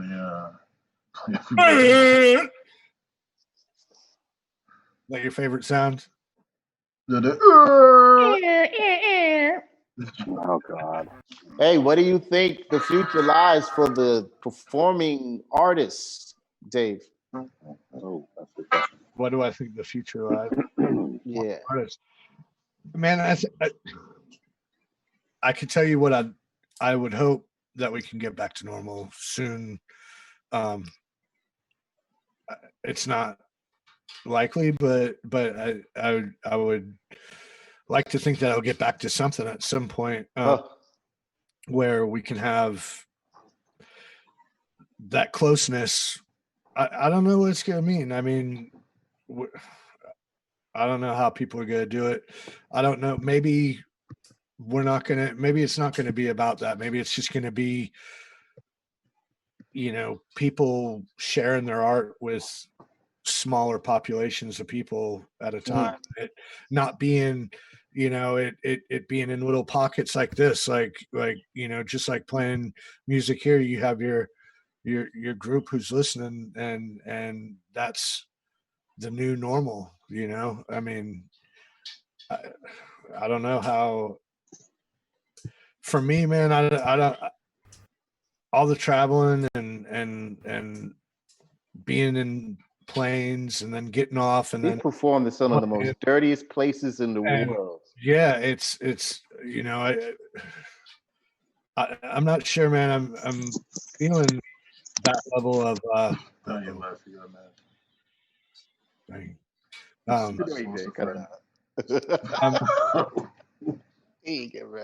I'm not sure that I want to be taking all these chances and getting sick, man, because absolutely. I'll tell you what, man, like in November, actually it was the end of October, I played in Houston for that Get Freaky festival. And I got sick when I came home, and then the next weekend I had to play in Cincinnati, and I thought I had a sinus infection, but I got a flu test and it was negative, and it was a virus. So I was laid up, and it came back. I was laid up through December. And I just talked to my doctor, and he's like, I had a thing like that too, and we're wondering if it could have been the onset of COVID and stuff like that. And because I mean, my wife and I both felt like we were literally on our deathbed. And the thing is, man, when you go and you're out there exposed to the elements, you're gonna get sick. You're gonna get somebody. Yeah, you're gonna embrace something. Yeah, man. And it's now we gotta, like germs ain't no joke, man. So I don't know how much performing. And I don't know how much. I will say that I do think that we will see some of the most cleanest bathrooms throughout the night that we've ever witnessed. You know what I mean? We can only hope. We can hope for sure. Maybe they'll start. Me and Imani have to talk. They'll probably start shooting Purell through the smoke machine, misting up the space. Speaking of sponsorship, like Purell, Purell tour. Yeah, exactly. Straight up. Latex gloves everywhere. I wear my gloves everywhere. That shit looks fine. I don't even care. 3M, the 3M. Sugar Brett said focus needs to be more on local U.S. events more than international bookings. I think that's going to be a given. I don't think we have a choice because, they're on lockdown longer than we are. That's for sure.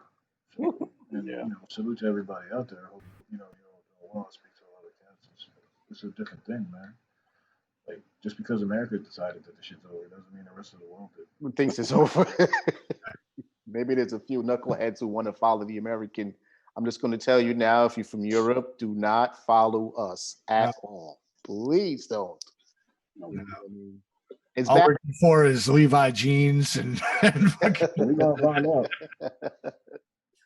Shit, it's bad enough that I think that our traveling international has officially changed. So, there's so many levels to things that are going to happen over the next couple years that we just better have fun here while we can. You know what I mean? So yeah. Every day. every day. Sheesh, man, we are at the 2.5 hour mark, gentlemen. And Yes, it's sir. funny It's because I close. feel like we can just. We could rap for like another Did I win 6 something? hours. Huh? I said, did I win something? Yeah, about the order. But yeah, I want to thank you for coming on the show, man. I want to thank you for spending the time with us and spending time with everybody in chat. And that'll be on. Or if you guys will watch the highlights later, you can share it. I appreciate everyone that's tuned in. I appreciate Track. Thank y'all for coming through. Once again, everybody just take a minute, reflect, understand where you are, be happy you're breathing, happy that you can make tomorrow a day, no matter how hard that struggle is. Take the time to appreciate the fact that you are here. And if you need help, to reach out to someone, anyone, many people, if you have to. And keep doing that until you get so. Actually, it's a good time. Two things, two jokes. I'll start with a joke and then I'll get to something more important. AK sent me a picture of a bottle of wine earlier that says David Bruce on it. Oh my God. Here's the drill. My mother gave me that bottle of wine when I turned 21. And every year since then, someone sends me that photo at least 3 times a year. So, whoever works at the bottling company for David Bruce wine, y'all owe me a check. Big time. It's been a long running joke. Every time somebody sends it to me, I'm like, yes, I know. Right? There it is. David Bruce wine. David Bruce wine. That's Go how you get you a bottle. celebrate. This has been sponsored by. It has not till you cut the check. Anyway, so and the other thing was on the note that I was getting on. Exclusive at the Fresh Market. I just wanted to make that joke real quick before we get to it. I do want to say that my birthday is Monday. Hey. Chill. That room go crazy now. Get it over with. It's just a count. It's just a countdown at this point. Like, so, what I did, as everybody knows, I've been trying to push this as much as possible online. But I made a fundraiser for suicide prevention hotline on there, and I want to tell you that within 10 minutes of setting the goal, we made that goal. I want to thank every single person who contributed. And for those who haven't contributed, just because a goal has been set doesn't mean you can't help. So if you can go on my Facebook personal page for all my people out there, and I'll put something up for DKMS on my birthday on my fan page. But I appreciate anyone who's pushed into that. It is a very important subject to me for anybody who we've had this discussion every single week dealing with mental health. You're not going through it alone. People who are in toxic relationships right now find a way to reach out to somebody. All that. So take care of yourselves, take care of each other, stay blessed, stay positive, spread. All right. And thank you guys.